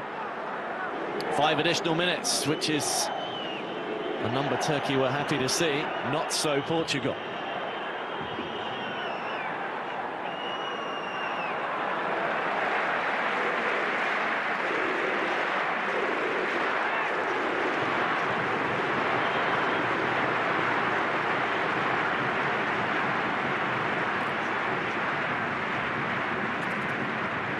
As a coach, Stefan Kunz couldn't have done much more, really.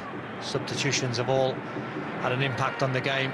Can't do much more than Yilmaz missing the penalty.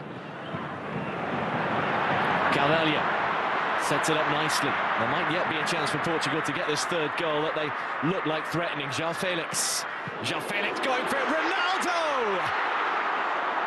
Couldn't force it home. The goal he wants just will not come. Oh, that was his chance, and a big chance it was. Seemed all he had to do was just stick out a leg and prod it over the line. You can't ask for a better chance than that.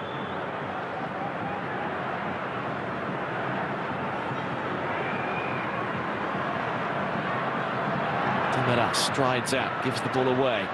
Matheus Nunes has looked to try and find the players overloading that right-hand side, and Turkey are looking to try and exploit that. Yazici out to the left-hand side now. Yilmaz prodded away by Bernardo Silva, who has been everywhere. Soyuncu for Dursun. Leao. Çalhanoğlu. Plenty in there. Couldn't beat the defender, though. Away by Nuno Mendes.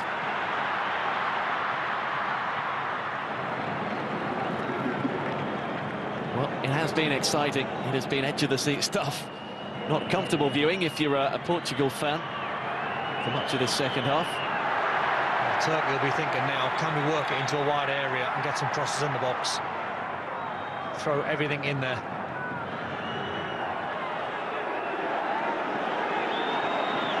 Just about halfway through stoppage time.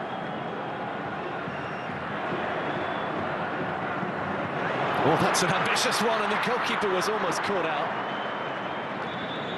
I think he would have been offside.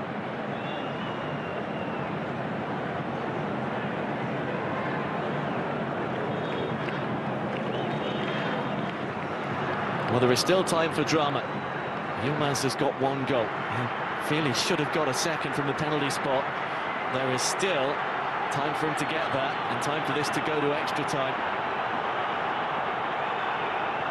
Right across Europe, sides are hoping to book their places in playoff finals, and it's not proving easy.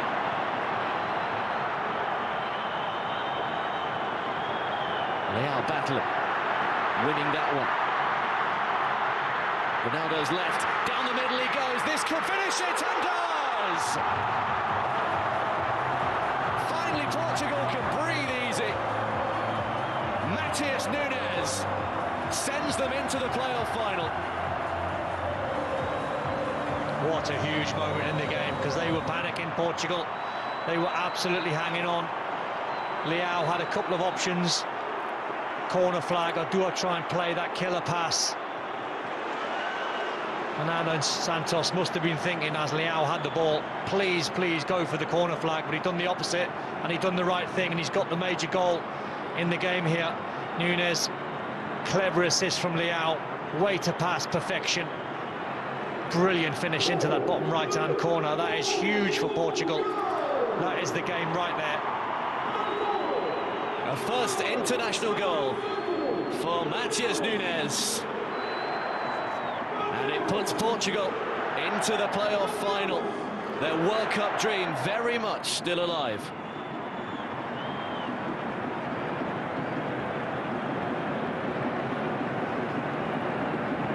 The Dragão comes alive, and Portugal can start to dream a little bit more. Fernando Santos, right off the hook. It might have been so different. What a final 10 minutes had Turkey put the penalty away. Yellow card for the substitute, Dorukhan Tokos. We're already over the 5 minutes.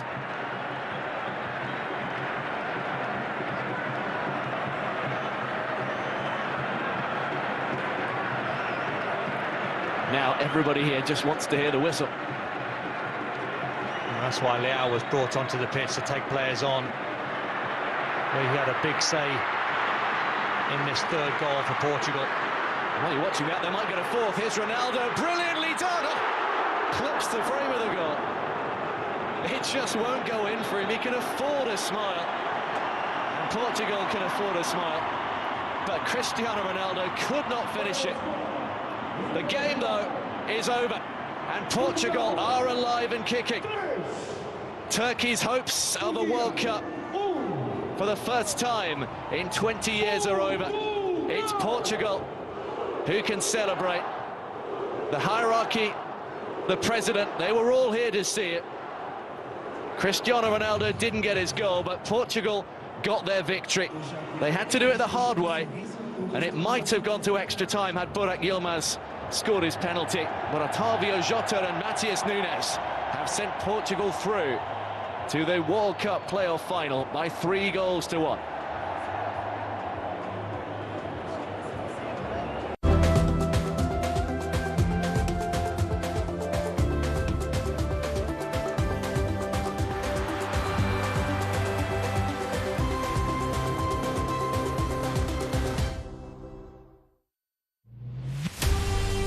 Witness two unstoppable forces collide in the power-packed ODI series.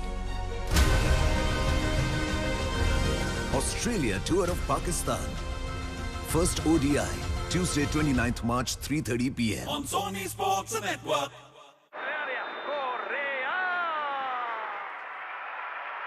If they cover their lips, how do you know what they're planning? John, I'm working.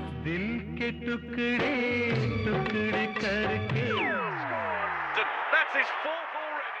Well, there's one message that came through loud and clear. And for more of the same about the UEFA Champions League, the Bundesliga, the UEFA Nations League, and much more from the world of football, simply tune in to The Top Corner with John Dykes every Thursday. Sony Sports.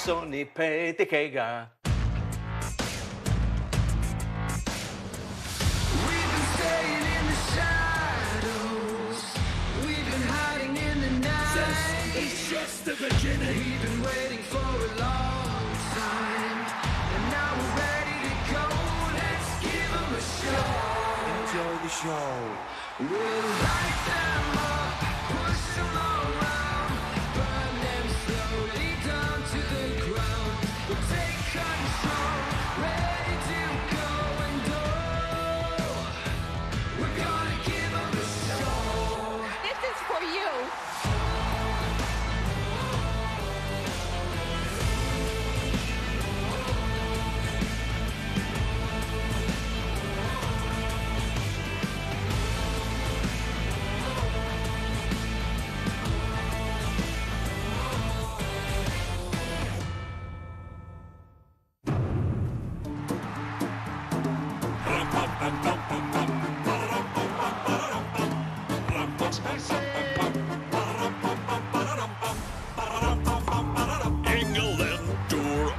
Sony, Sri Lanka and Zimbabwe tour on Sony. Asian Games 2022 on Sony. Champions League, Bundesliga, FA Cup on Sony.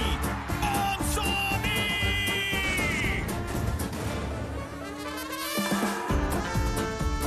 Ashes, BBL, WWE, UFC. Where can we see them? Sony Sports Network on Sony Sports Network on Sony Sports Network.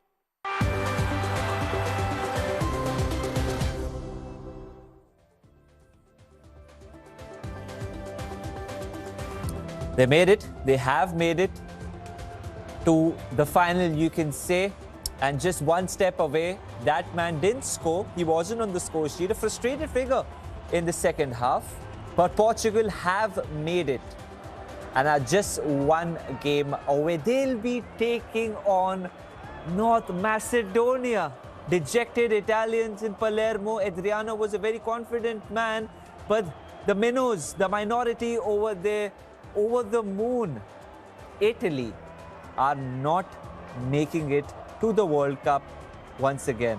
The defending European champions are not, but I'm sure in the Balkans, it's going to be absolutely amazing. There's going to be a party, to say the least, because North Macedonia, I mean, it's just a remarkable story, Euro 2020 was their biggest achievement. It was the first major tournament. They have made it right here, right now. They are one game away from going to Qatar in the company of David James and Mark Seagraves. We mentioned that playoffs can be a bit cruel, but David, North Macedonia, what a story it's been so far. Wow, Manas, I tell you what, there was a prediction of an upset, but I have to say that wasn't the one that I was expecting. What an achievement by them, and to do it so late as well, not giving Italy a chance to really reply.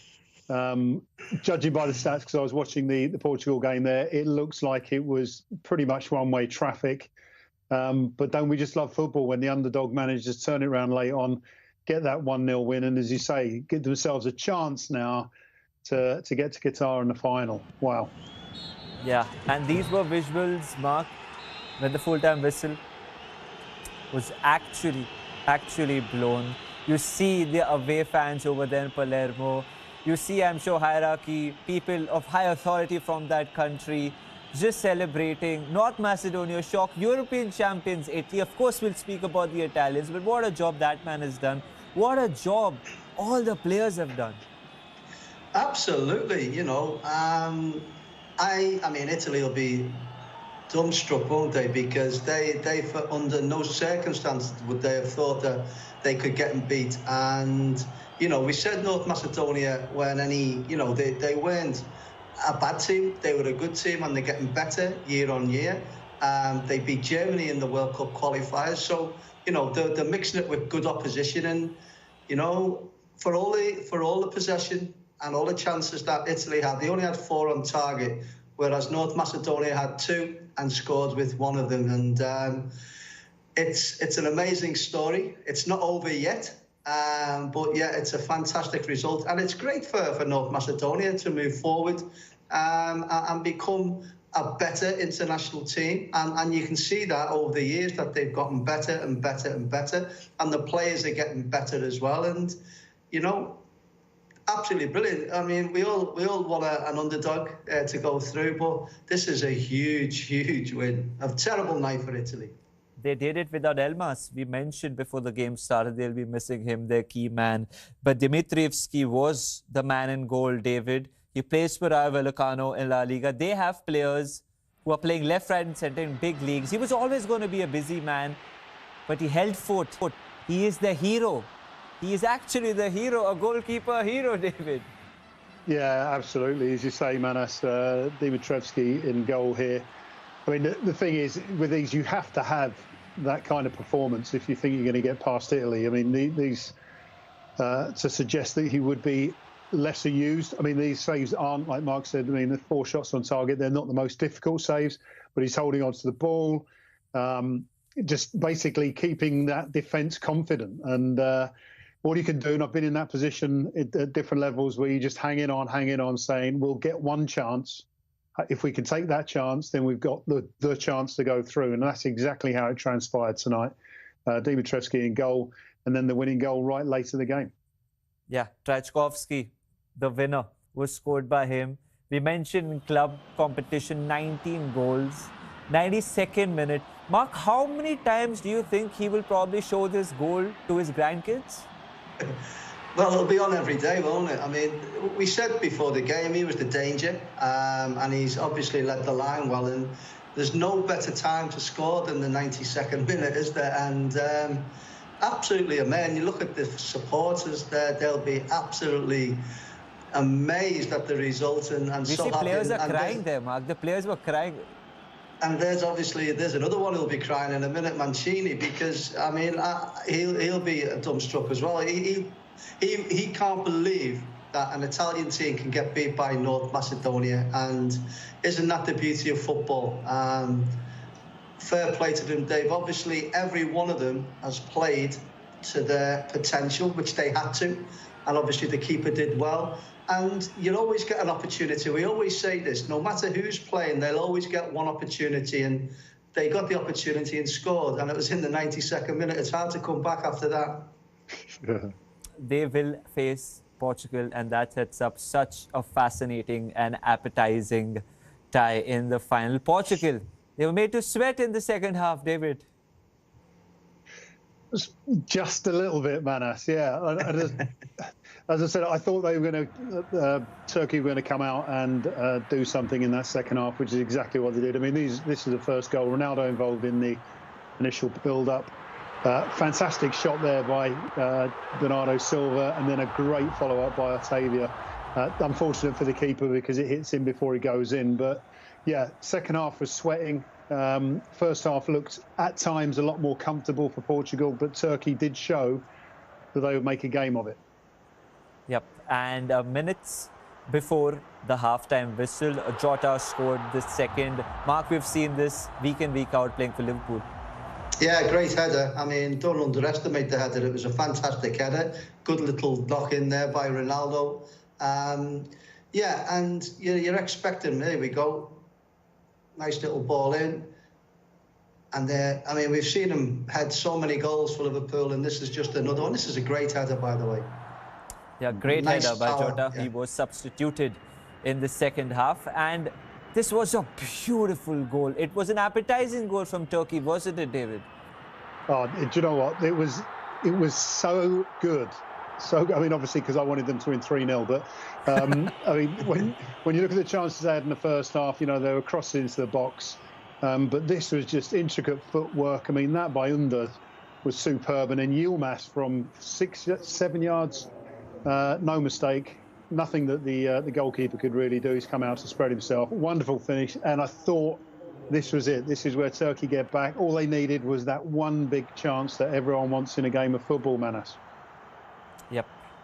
And this is the third scored by Portugal. The substitutes combined. Mark Nunez scored the third goal, and it was assisted by Rafael Leao. Again, Santos made a few decisions during the course of the game, and they paid dividends, Mark. Yeah, they did. But I think at that point, Turkey was spent, weren't they? They were so disappointed, obviously, with the penalty miss, and this was probably inevitable because they're always pushing. I think it was Calhanoglu who was trying to chase back there, which I don't think you'd ever see him do that. So they were obviously pushing players forward, and obviously on the counter-attack, they got the third. But, you know, it could have been so different if that penalty goes in. And we always say 2-0, whoever gets the next goal puts the opposition on the back foot, and Turkey got it. And, you know, Portugal couldn't get out the half at times. And, you know, with that penalty, which it was a penalty, you're expecting Yilmaz to score the goal. And we were expecting extra time, I think, David. Yeah, we were, Mark, but there were two penalty shouts. Let's have a look at the first one, which was not given. Yilmaz once again involved in it. Danilo, was it enough contact? A lot of theatrics there, Mark. It was never a penalty. I mean, if you look, he's got more theatrics afterwards when the referee didn't give it, but he hasn't touched him. I mean, it just hasn't touched him. He's just obviously had a touch. I don't know why he didn't go forward with the ball, but you know. But Danilo was lucky there because he got in behind him. He didn't know where he was. And if Portugal are playing him as a centre-half going forward, especially if they get into the World Cup, they will struggle because he looked uncomfortable all day today. Fonte conceded the penalty. David, Don Hutchison was commentating the game for us, and he was adamant that it was a penalty. David, do you second that? Yeah, absolutely. I mean, the difficulty you've got here is the theatrics after, and I think that's what probably threw the referee in the first instance. The theatrics after suggested it was a big kick, and you can tell by this performance as well. I mean, if there's an award ceremony for the best acting, it's probably for that incident there. But as we see here, there is contact. There is a bit of theatrics dragging the leg back. You would argue that he could probably still stay on his feet, but that doesn't matter. The contact was made. Fonte's gone for a ball, completely missed it, and it was the right decision. The decision which I was talking about, i.e. the chance that this guy, Yilmaz, needed to possibly put Turkey through, and wow. The last time I saw a penalty that bad against Portugal was in the Euro finals 2004. Get there, because get there. But David, what was going through his mind? Because Yilmaz, I mean, I'm sure you cannot predict that because you would be on the other end. Usually, you would be goalkeeping at that point of time. He didn't hit the target. He had such a good game. He scored the goal as well. He was dictating terms. He was making those runs in the channels. He didn't look like a man who's approaching 40 throughout the course of the game. And he was just so good. What happened there? I think, I mean, I can only guess, of course, but I think he's picked his side. And as he's striking the ball, the keeper diving, he's just tried to adjust his shot slightly and put it over. Because it's not like he's wildly missed. It's like a side foot with pace. I think he's just gone, literally just decided where to go before the kick. And the goalkeeper's guessed the right way. You see it here. It's almost like he's put a little bit extra on it, which is great goalkeeping. Great goalkeeping, and we see a centre-back relieved. Mark, I'm sure Font will be a very happy man. He will be. Oh, he'll be relieved, man, more so. And yeah, I mean, this is what football's all about, isn't it? We've seen North Macedonia go through, and we've seen a penalty miss when I think if they'd have scored that, Turkey would have probably been in the ascendancy, and they would have been looking to go through as well. But yeah, it's been a great night of football for me, and I'm glad also because one of our countries in the United Kingdom, Wales, has come through as well. So absolutely brilliant. Speaking of Wales, you've really teed it up well for me. Gareth Bale did as well. He scored a brace. He's just played 2 games in 2022, David, and he scored 2 already. Real Madrid are missing out, right? Well, I'll tell you what, that's like a goal a game on average, isn't it? I mean, this guy probably only wants to play another 7 or 8 games this season. He'll be happy. I mean, the quality of the free kick, exceptional. Absolutely exceptional. I mean, he's got the dip, he's got the whip. And as I say, when you talk about that postage stamp, that couldn't have really got any closer into the corner. I haven't seen this goal because of watching the other game. But, yeah. I tell you what, that's what you need. And with 1 more game to go, a little bit more of that for Wales. And Gareth Bale just showing his class. Oh, yeah, what a finish that is. What a finish. Absolutely. Mark, even David James wouldn't have saved that if you have 2 David James in goal. Maybe David has something else to say to that. But this is Sabitzer. I think it was credited to Sabitzer, which gave Austria a bit of life in that game. But Wales did well. And potentially, Mark, it could be Wales versus Scotland for that 1 spot in the World Cup. That is appetizing as well. That would be great. I mean, we all got Scottish friends, I'm sure David has as well, and I think Don will be happy as well, won't he? But yes, it'll be great. It'll be great for the United Kingdom to get England through and one of the other through. That would be fantastic. Fair. All right, let's have a look at the games. The 4 games that were scheduled to take place today. Sweden and Czech Republic has gone into extra time. They have gone into extra time. Just a reminder that the winner will be up against Poland in that one. But North Macedonia 1-0 win for them against the Italians. What a result for them, a historic win. Portugal were made to sweat, 3-1 against Turkey. Wales 2-1 against Austria. Final words, gentlemen. Of course, Portugal have made it through, but it has to be about North Macedonia, right, David? I mean, you can say what you want, but I think it will be North Macedonia. No, I think you're right, Manas. I mean, this is a major achievement. I mean, they haven't obviously qualified yet, but a major achievement to put themselves in a position where they could knock out Portugal, Cristiano Ronaldo, everything that means. I just hope for their sake that they haven't spent all their emotions tonight and have left enough in the tank for what we want to be a fantastic game next week. But what an achievement they have had tonight. Superb. Mark, how do you want to end this for us? Amazing for North Macedonia. I'm delighted for them, delighted for Wales as well, to try it. I mean, they obviously got another game. But yeah, I mean, it's been a great night of football. We've seen Portugal play well in the first half and not so well in the second half. We've seen missed penalties. Absolutely fantastic. But you've got to give all the credit to North Macedonia at the end of the day. Yep. The small country with the population of few 100,000 could be making it to the World Cup. It is Portugal versus North Macedonia in a few days' time. Take care, everyone. Good night. Bye-bye.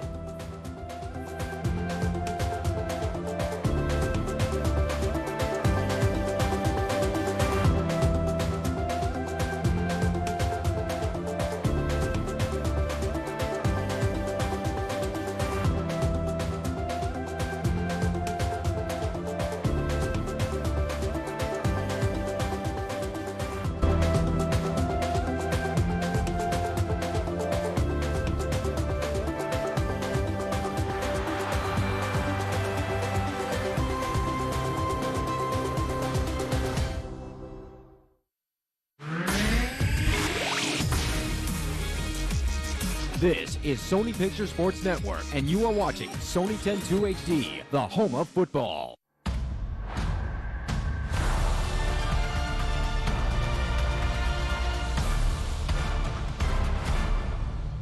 Coming up on Bundesliga Weekly, a time for heroes. For record breaker Manuel Neuer, the man with the magic hands. For Moussa Diaby and Christopher Nkunku, two French attackers in especially fine fettle. In Hertha Berlin's case, it's an old familiar. While for the title run-in, Dortmund need some heroic deeds of their own over the coming weeks. Spring awakening in Germany. Sun, colour, flowers, all finally putting in a welcome reappearance. Little wonder this time of year is such an invariable source of inspiration to the poets and the painters. They're also feeling inspired in a different way. Spectacular fashion. The equaliser. The Rocket Man wins that battle. While some enjoy the delightful weather and are already looking forward to the summer, others are focused on the more immediate heat being generated by the latest developments in the Bundesliga title race. Dortmund have broken the deadlock. And Bayern now go 3 goals clear. 6 points now separate first place from second. Bayern in the driving seat, Dortmund in pursuit, and the Meisterschale at the finish. I think that's our aim. The title race is not over yet. We still have to win all our games, play at a high level, and extend the lead as much as possible for Dortmund. Was it time for the record champions to deliver a statement? Tanguy Nianzou, Lewandowski wins that battle 4-0 tonight. That's one way of doing it. After back-to-back draws in the Bundesliga, an emphatic 4-0 victory over Union Berlin. So it's always important to have both. You have to score goals, but you have to try to defend that well, like we did it most of the time today. When I look into the stadium, there were a lot of fans on the stands today. They want to see goals. And speaking of fans, Yeah, they're amazing. We have finally back our fans, the ultra also, and it will be really good, for the next game against Leipzig at home. At Köln, the atmosphere was also fairly electric. Dortmund had to make do with a 1-1 draw on the day, leaving them further behind Bayern. Now, they really need a win next time out against Leipzig. A packed Signal Iduna Park should help. I'm sure it's going to be an amazing game, and we need them. Because sometimes when you're in the game and you're maybe not good enough, then the fans are there to push you and to never give up. Erling Haaland fit again. Gio Reyna with a full 90 minutes under his belt at last. And Bayern, perhaps no one epitomises their undiminished hunger better than him, Manuel Neuer. 311 Bundesliga wins now, a new all-time record. Ongoing high tension in the title race, and that's regardless of the weather. His career is quite unique. Manuel Neuer! The Bayern #1. Neuer is the hero! A legend already. Possessed of seemingly supernatural powers. What a wonderful save from Neuer! Manuel Neuer, a shot stopper from a different dimension. Manuel Neuer saves wonderfully. No goalkeeper has won as many Bundesliga titles as him. Great save by Neuer. And what a vital save it was. No player has won as many Bundesliga games as him. Those reflexes still among the very best in the business. No other keeper in Europe has won the treble twice. Not forgetting 2 Club World Cups and the ultimate prize, the World Cup with Germany in 2014. He's one of the best goalkeepers in the world. He's revolutionised the keeper's craft. Many reckon he could even hold his own as an outfield player. Oh, very cute from Manuel Neuer. But the penalty box is his true home, and Neuer's home is his castle. The most clean sheets in Bundesliga history. A history Manuel Neuer is constantly rewriting, and he's clearly far from finished yet. It's a 2-horse race for the title now between Bayern and Dortmund. But behind them, the battle for the other Champions League places is still wide open. Leverkusen claimed an important weekend win despite being without injured playmaker Florian Wirtz. In his absence, others are stepping up, like super sub match winner Paulinho and attacking all-rounder Moussa Diaby. Let's find out more. Man of many parts, Moussa Diaby. While Leverkusen are missing star duo Patrick Schick and Florian Wirtz, they still have him on a choice run of form. The young French attacker is the only player to make the top 10 in 3 of the 4 new Bundesliga matchback categories. Time to check out Moussa Diaby.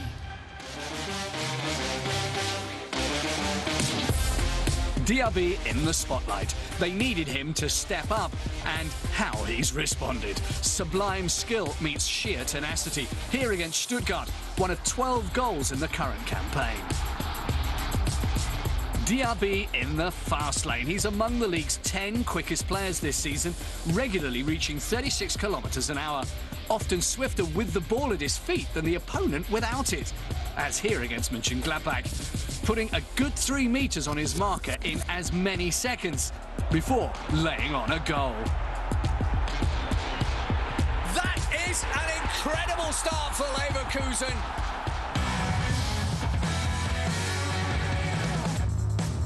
Diaby's pace is pivotal in this role. When he really hits his stride, he's virtually unstoppable. From here, he could have a crack himself or play it on to Schick. He opts for the latter and gets one of his 7 assists so far this season. A high defensive line, meat and drink for him, slicing through it at 10 metres a second. And now again with the choice of teeing up his teammate or going all the way himself. And of course, making it count.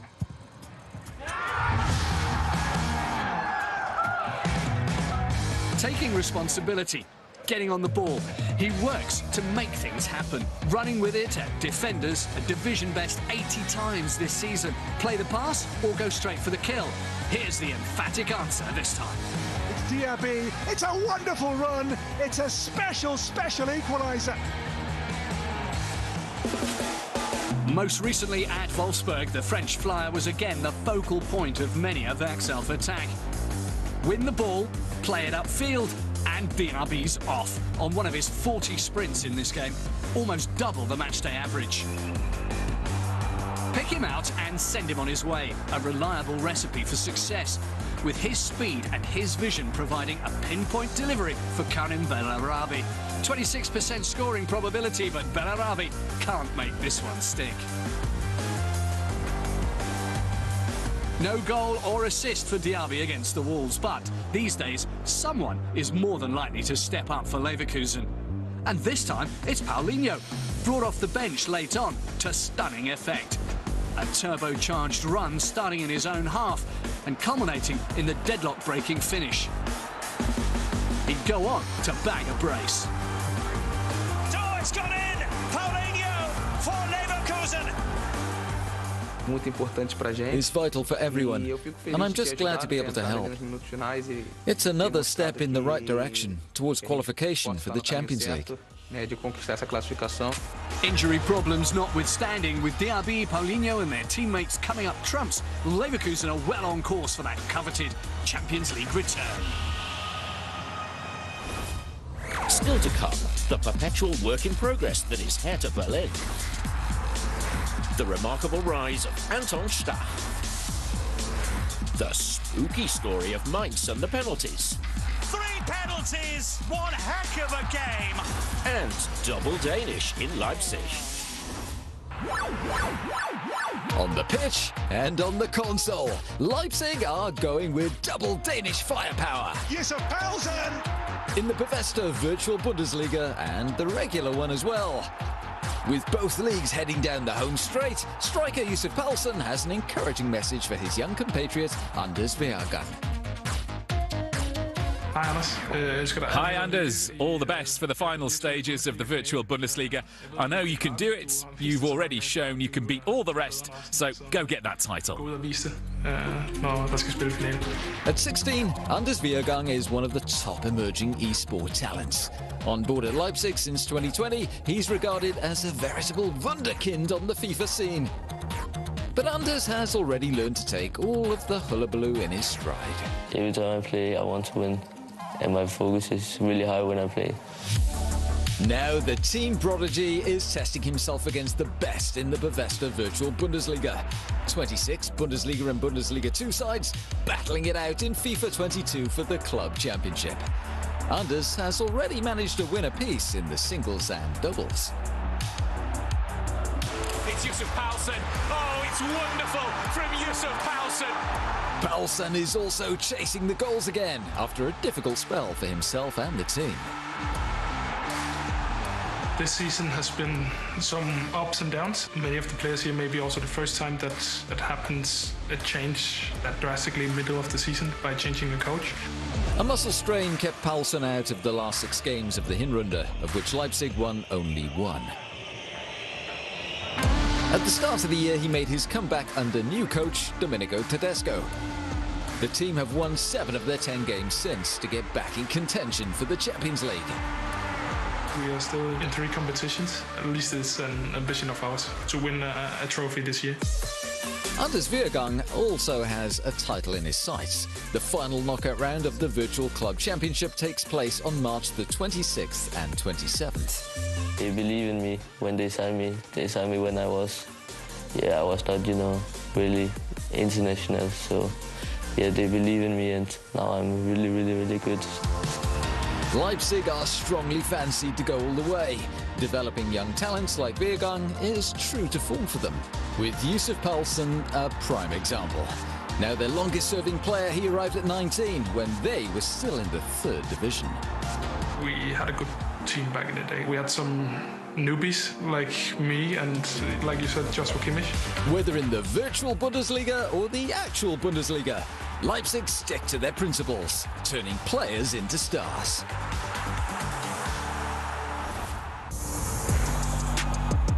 Some things simply follow their natural course. Christopher Nkunku. Who is having the season of his life. I feel very happy. It's a dream comes true. From the Le Havre Academy via Paris Saint-Germain on to Leipzig, and now his first senior call-up for France. I saw my nomination on the TV. I was with my family at home, and we were happy to have it. Some things are simply obvious to everyone. The danger man Nkunku! It is absolutely magnificent. Like the sheer top-draw quality of Leipzig's attacking linchpin. It's brilliantly done by Nkunku! A quick-fire double from Christopher Nkunku. What's not so obvious is the effort it takes to reach and maintain this level. He invests so much in his own game and for the team. I'm just happy to see him getting these rewards now. He works a lot. You can see it after training, before training. Yeah, he deserves all of that. Hard graft and copious talent. It takes both to become Bundesliga Player of the Month. Nkunku's award for February, the second time he's won it. His coach is also a fan. Strong. I see him really good, really positive. He's a good guy, you know, professional. He's working every day, also, yeah, extra shifts. High praise for Nkunku, a common refrain among those who've worked with him, from youth level through to the present, and another basic source of satisfaction. During the day, I received a lot of positive message, and I was happy. A lot of people believe in me, and I'm proud of this. In the eyes of many, he's the best Bundesliga player outside of Bayern and Dortmund, with his bag full of tricks, searing pace and exemplary team ethic. All now at the disposal of the World Cup holders as well.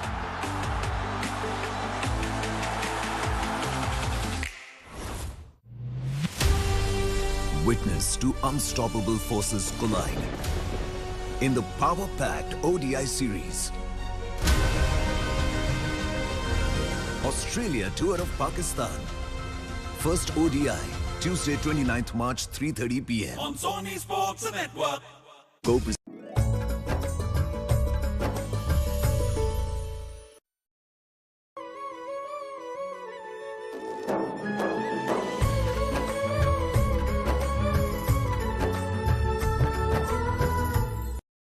Witness the might of the English Knights. Grace the German Gladiators.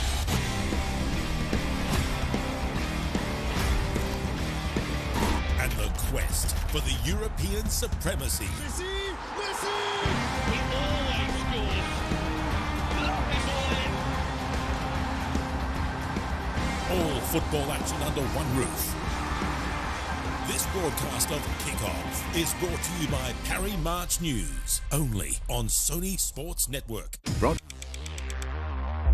Whoa, Hulk Hogan, Steve Austin, The Undertaker, The Rock. Picturesque German city, something uncanny has been gathering momentum over the years. This is incredible! This is absolutely incredible! When the ref points to the spot, a nervous wait often ensues, but not in Mainz. We're pretty good at taking penalties. Indeed, statistically they're better at it than anyone else in the league.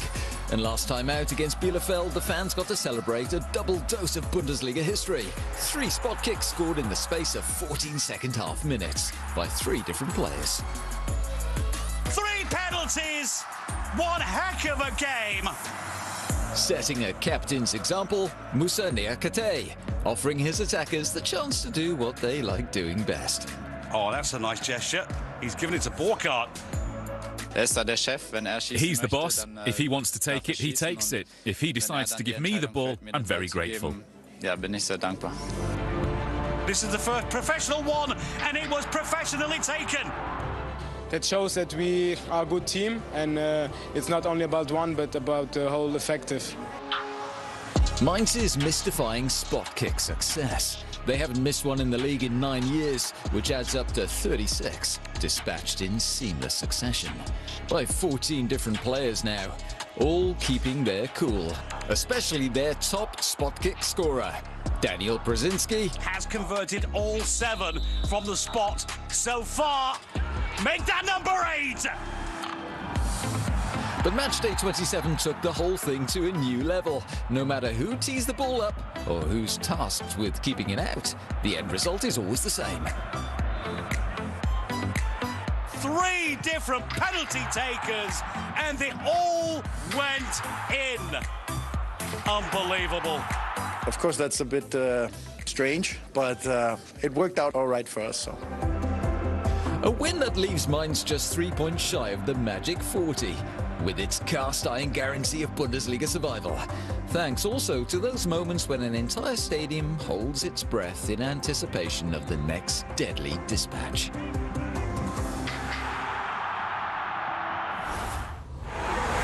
The league's on an international break this weekend, and among those on duty with Germany is Anton Stach.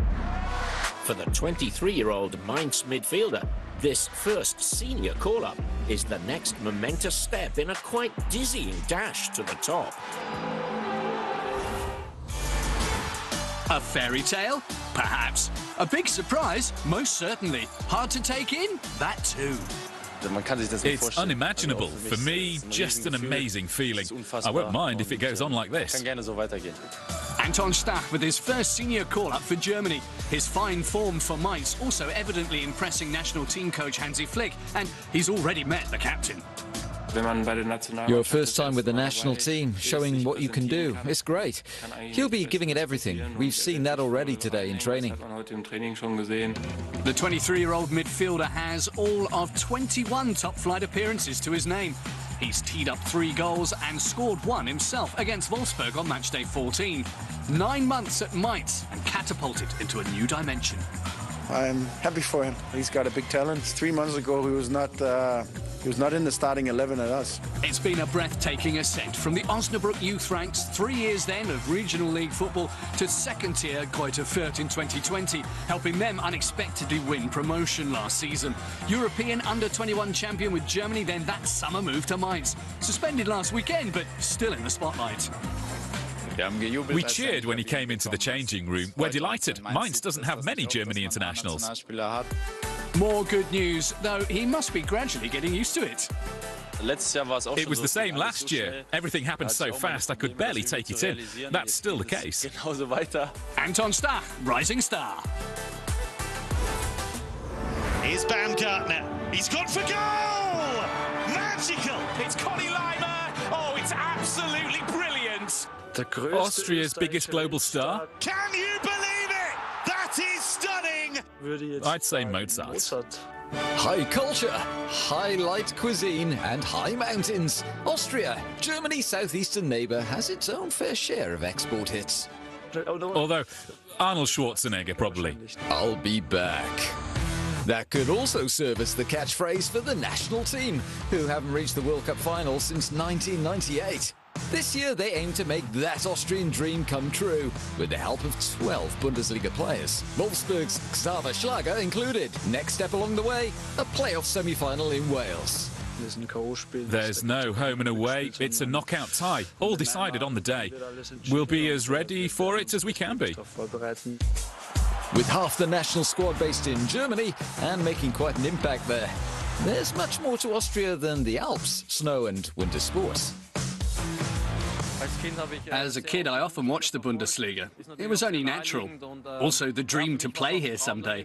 Maybe it was the same for the others. The Austrian stars from days of old. No, not that old. The most capped player of them all, Andreas Herzog, and goal grabber Toni Polster. Bundesliga icons, subsequently outshone by superstar David Alaba. The role model for a generation of top talents streaming into the Bundesliga in recent years. Itself a logical development, according to Frankfurt's Austrian coach Oliver Glasner. When you have good players, you have to do a lot of things right in the youth. Then you can make the next step. Here, Germany. Austria has a lot going for it. Fancy a Wiener Schnitzel?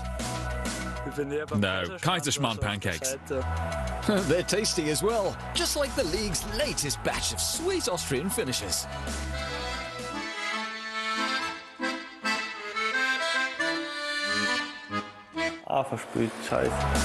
Hoffenheim's Christoph Baumgartner, Mikhail Gregoritsch of Augsburg, and Stuttgart striker Sasha Kalajdzic, all getting among the goals in recent match days. I still have goosebumps from the goal and from the whole game. The fans were amazing.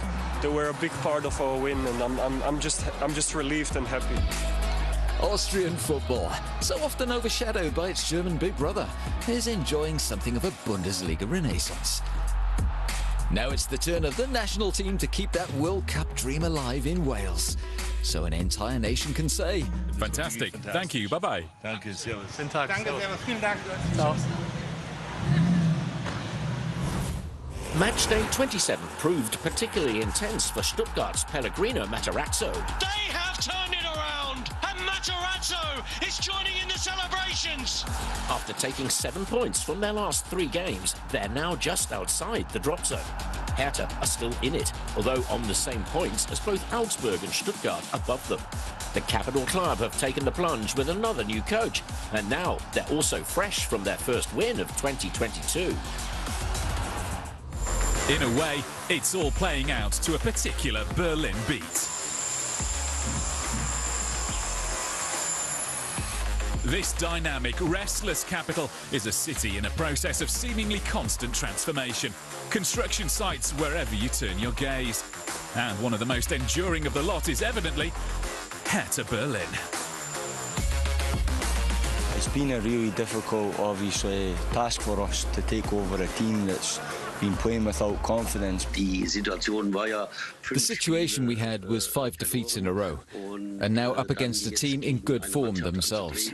The league's old lady getting yet another makeover. The title of this project, Bundesliga Survival Redux. Under yet another new chief architect, the vastly experienced Felix Magath, who set the tone with a typically resolute showing at his first press conference. Despite subsequently having to self-isolate with COVID, Magath still worked the first matchday shift from his hotel room and saw his new Chargers earn their first win of the year against Champions League hopefuls Hoffenheim. Big platinum hearts to deliver. Plenty in the queue, and Niklas Stark has got the new era at Hertha up and running. It's really great seeing the fans in the stadium again. That has to be an incentive to keep on working.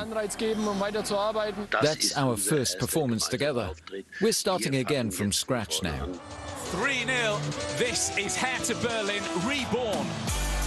Also giving it his all on the Olympiastadion touchline, Magath's Scottish assistant Mark Fotheringham, clearly basking in his moment in the Bundesliga spotlight. I'm so lucky to have an unbelievable manager who's like one of the best managers in the world of football, and to learn off of him and get a lot of tips and stuff. It's really great for my development, you know, and I really enjoy to work with him. He puts demands on you and you have to improve as a young coach. Felix Magath still has that special aura about him. He's shown often enough that, as well as winning titles, he can also steer a team clear of the bottom, be it Eintracht Frankfurt or, 11 years ago, in very similar circumstances, Wolfsburg. That's why I think this task is right up my street, and why I believe I'm capable of helping Hertha out of this predicament and keeping the club in the Bundesliga. That's just the message and the impulse they wanted and needed here, in a city as used to reinventing itself as its long-established top football club. The reconstruction work is underway in Berlin's West End, with mid-May inked in for this project's successful completion date.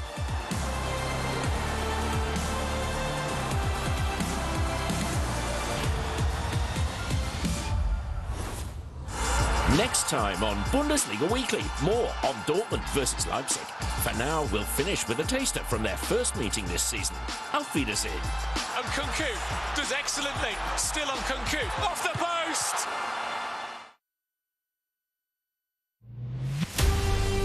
Witness to unstoppable forces collide in the power-packed ODI series. Australia Tour of Pakistan First ODI, Tuesday 29th March, 3:30 p.m. on Sony Sports Network. Go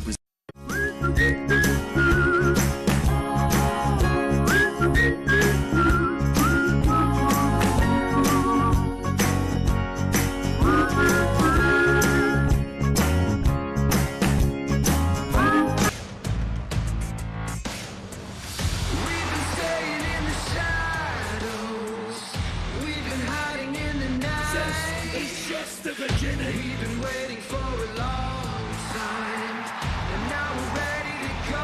Let's give them a show. Enjoy the show.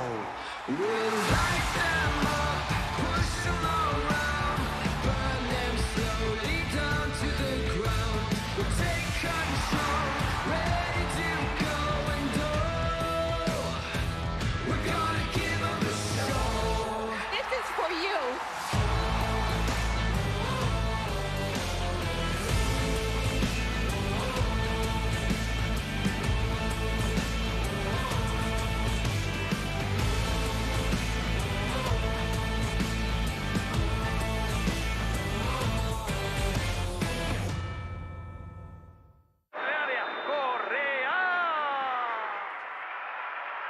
If they cover their lips, how do you know what they're planning? John, I'm working!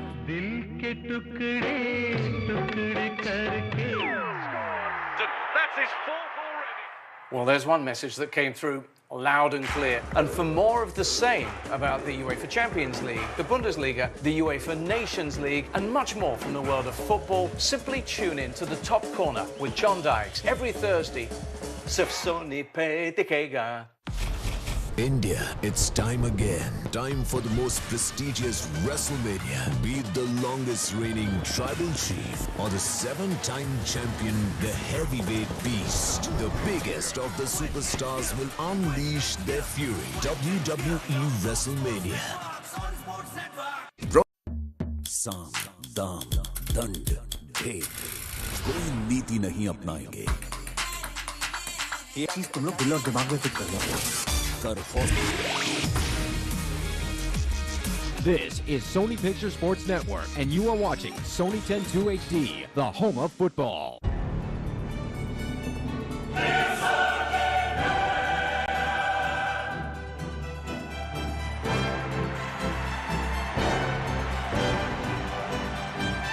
This match is brought to you by FedEx and Lay's, UEFA Champions League sponsors.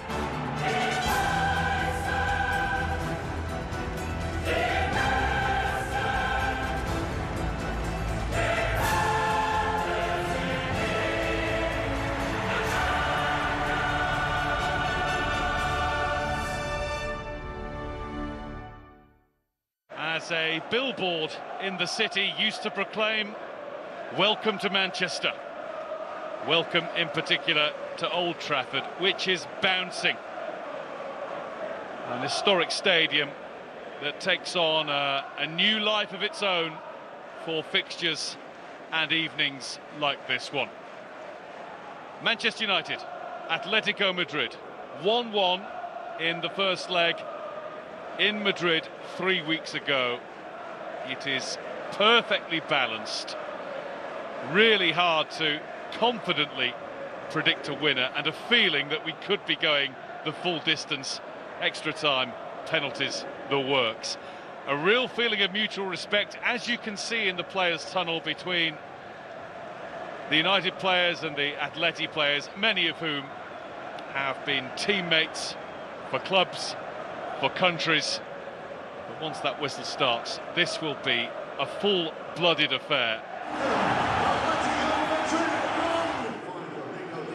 The Manchester United team is 4 players different from the first leg. A change of both full-backs. Diogo Dalot and Alex Telles start this one. Victor Lindelof a sub. Luke Shaw not fully recovered from COVID. Scott McTominay's back in midfield. And there's a place for Madrid goalscorer Anthony Elanga. Bruno Fernandes missed the game against Spurs at the weekend, but he's back. Paul Pogba, meanwhile, has to be content with a place amongst the substitutes. The referee and his team are from Slovenia. The man in the middle is Slavko Vincic. Number 19, Rafael Varane. Number 20, Diogo Dalot. Atletico do have well-known injury problems, but defender Jose Jimenez has been past fit to play. Koke too, having only played the first half against Cadiz on Friday on his return from a hamstring injury. And it is a front pair of in-form João Felix and Antoine Griezmann. Angel Correa and Luis Suarez are both on the bench. In all, 3 changes from 3 weeks ago. Correa joined on the bench by Jeffrey Kondogbia, not fit enough to start. Sime Veselko is out through injury. And there is a face of focus. 37-year-old Cristiano Ronaldo, 22-year-old João Felix. This match is brought to you by Ligue, UEFA Champions League sponsor.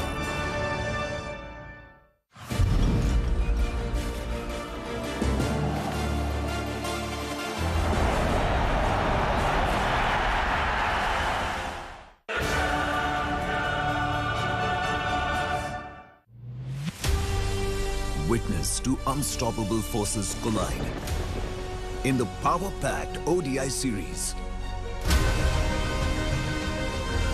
Australia tour of Pakistan. First ODI, Tuesday 29th March, 3:30 p.m. on Sony Sports Network. Go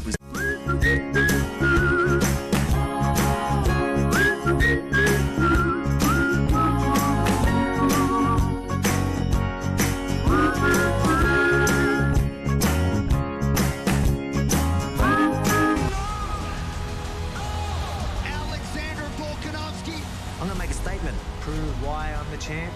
I need everyone to know I'm the best in the world. The Korean zombie! One of the UFC's most lethal weapons. I know I'm better than this guy, and I can't wait to prove it.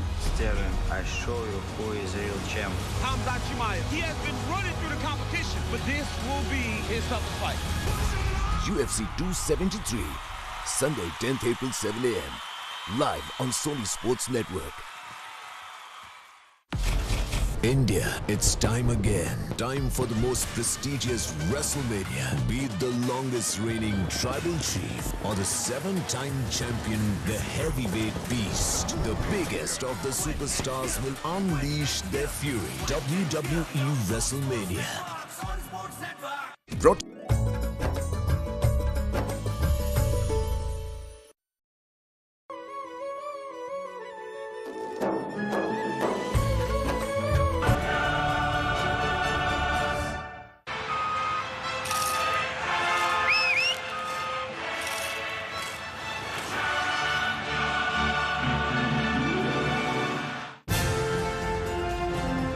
This match is brought to you by Friendlies, UEFA Champions League sponsor.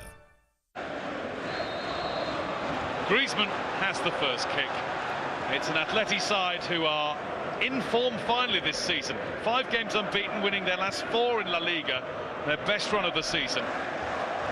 Against a Manchester United team that doesn't lose often, but perhaps doesn't win as often as they should.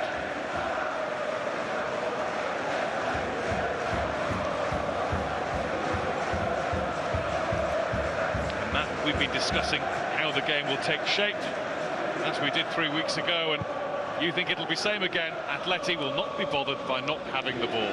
But they're not that comfortable with the ball. I don't think they feel that they're at their most threatening when they have the ball. You see that from when they go away from home in La Liga. They have 36% possession and win 3-1. You know, that is an Atletico performance, and I think that's where they're comfortable. I think it's where their midfield like to be, supporting their attacking talent, and they've got great attacking talent, so they've got goals in this team. Here we go. Ball juggling for fun, Cristiano Ronaldo. Doesn't matter about all that he's done in the game. He still is a confidence player as much as anybody. And you can see what that hat-trick at the weekend, having only scored in 1 of the previous 10 appearances that he's made, has done to him. Full of it. Believe it or not, he is actually human. So the confidence and the emotion of football does have an impact for sure. It's been a really mild day across the UK, but Ralph Rangnick has coated up against the evening chill. Manchester United will be going to sunnier climes, either individually or as a unit, after this game, because it's 2.5 weeks before they play again. Out of the FA Cup, and then it'll be internationals across the continent the weekend after next. Ronaldo. Sancho was the player outside. Fred. Bruno Fernandes. Dalot looking for Elanga. Hesitation from Jan Oblak. It's been ruled a foul on the goalkeeper, but we saw that in Atletico's game against Madrid, against Cadiz on Friday. He was a little hesitant coming for a cross that Alvaro Negredo headed in. Well, if the referee's given a foul for that, it's ludicrous. Elanga has every right to go and win that ball, and he does it fairly. His arms are down by his side, he wins the ball with his head. Yes, he smashes into Oblak, but that's part of the game. I think it's brilliant he went for that ball. He very nearly headed it into the net. Well, he looks second favourite all the way. I mean, he was just more aggressive. He was more, you know, wanting to win that ball.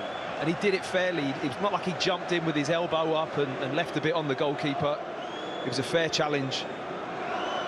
Friday night, 2-1 win for Atletico against Cadiz. And Oblak started to come, went backwards. Alvaro Negredo, 36-year-old, formerly of this city, in a blue shirt, headed what was then an equaliser. He's not been on form, Jan Oblak, this season, not to his best. That wasn't commanding goalkeeping, was it? It wasn't goalkeeping that you look at and think, well, he's one of the best in the world coming out for that ball. He shouldn't, you know, lose that initial touch, and Elanga certainly won the ball fairly. Marcos Llorente playing at right wing back tonight, or on the right of the midfield five. Sime Vasalko out through injury. Thigh injury this time. He's been blighted by problems throughout his career. There's Fred. And here's McTominay, who's back from an injury of his own. Manchester United already started better than the first game. They look a lot sharper onto the ball, that midfield battle, any loose ball, that first tackle. Second balls in there are going to be crucial. I think the crowd is really helping. It just has that big game feel. There's Koke. And here's João Felix. First Atletico attack of the night, didn't last long. Very nearly went into Lodi's path there, didn't it? Really good pass from Koke, just disguised that reverse pass. Race on here. Marcos Llorente has lost out though to Alex Telles. He was trying to win a corner and he didn't get the deflection that he wanted. Goal kick for Atletico, and time for them to slow things down a touch. Early goals have been a feature of recent weeks for Diego Simeone's team. Early goals scored by João Felix. He's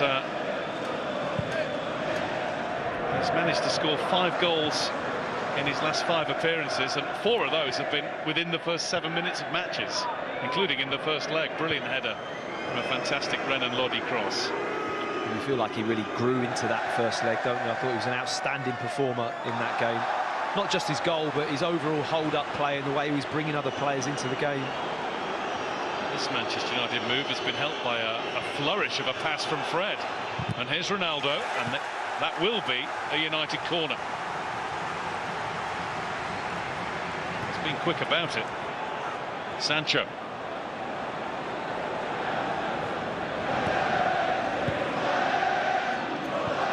McTominay.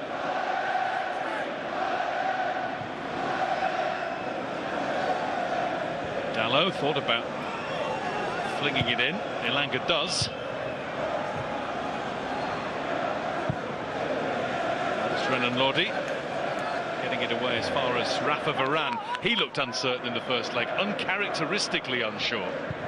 Definitely decision making. Remember the passes that were being played out from the back and dwelling on the ball. Just better start for Manchester United, looked more in control in this game. If you just heard a Manchester United fan there, you could hear him say, "Go on, Fred." That's not always been the case. He hasn't always had the backing of the fans here, but on current form, he's one of the favourites.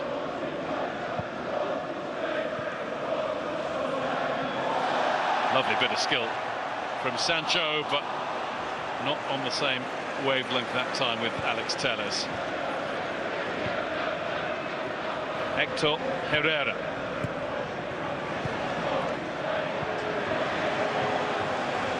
Being made to hurry the Atletico players. McTominay intercepts and then puts the ball out. I feel that Renan Lodi could be a threat in this game already. A couple of times that bursting run he made a moment ago, he's got real energy up and down that left-hand side.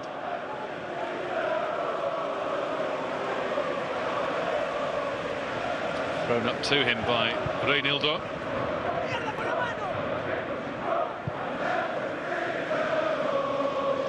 Alex Telles.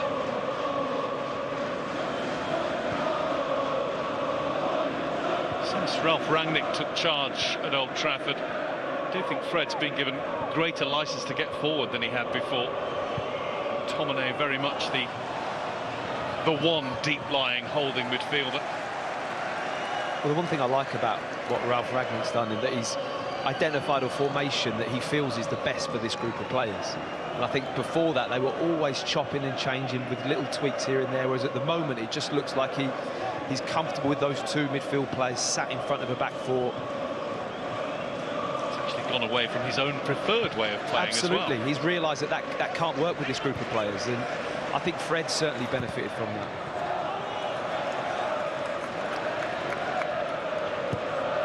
De Paul asks too much of João Felix, and he keeps David De Gea honest by closing him down. Miskicked by Koke. Well won back. Really good tackle that from a player not noted for that sort of challenge, Antoine Griezmann. It's a great tackle, isn't it? From the side, really good, well-timed slide tackle. McTominay.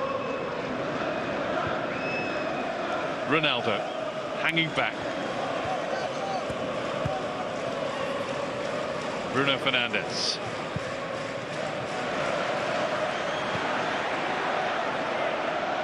Alex Telles. Renan Lodi who climbed to head it, and that's going to be a free kick given against Diogo Dalot.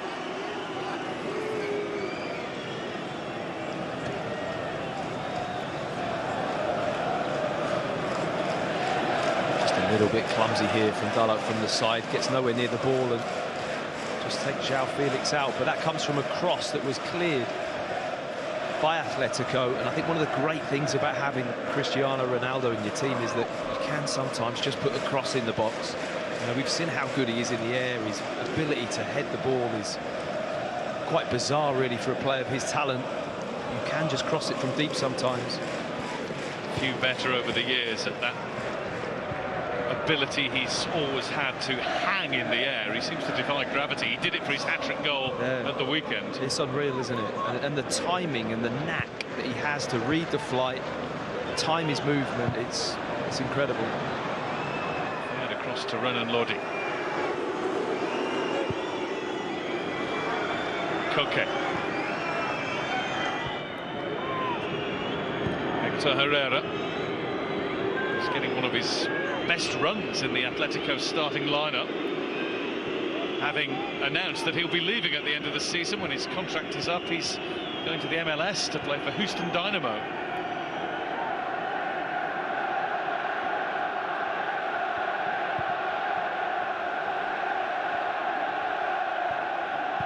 Renan Lodi, Reinildo.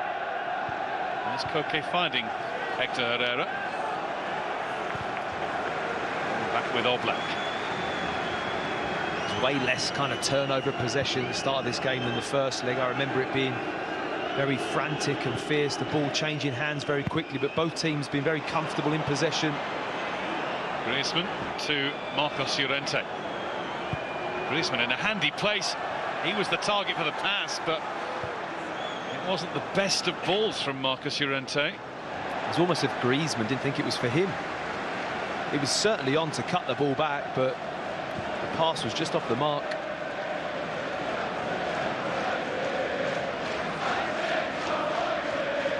Now there's a feeling amongst Atletico fans that this midfield three in the middle, of Koke, Herrera as the main sitter, and De Paul, just perhaps lacks a little bit of energy and dynamism, and Kondogbia is a big miss because of that. Definitely, Kondogbia, and also when you have Llorente playing a little bit more central, he's got major energy. That lad is so fit. As Bruno Fernandes head up looking for the ball in. And Elanga hasn't managed to turn it in. What a chance for Manchester United. Bruno Fernandes to Elanga was the combo that worked for them in the first leg, but not that time. Was it off the post? I think it hit the near post or the goalkeeper. It was a really good run and good position from Elanga.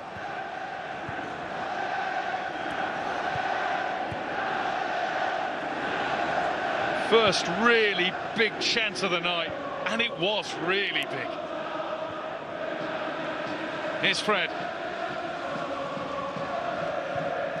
Elanga loses it. It's fortunate in that Koke lost his footing.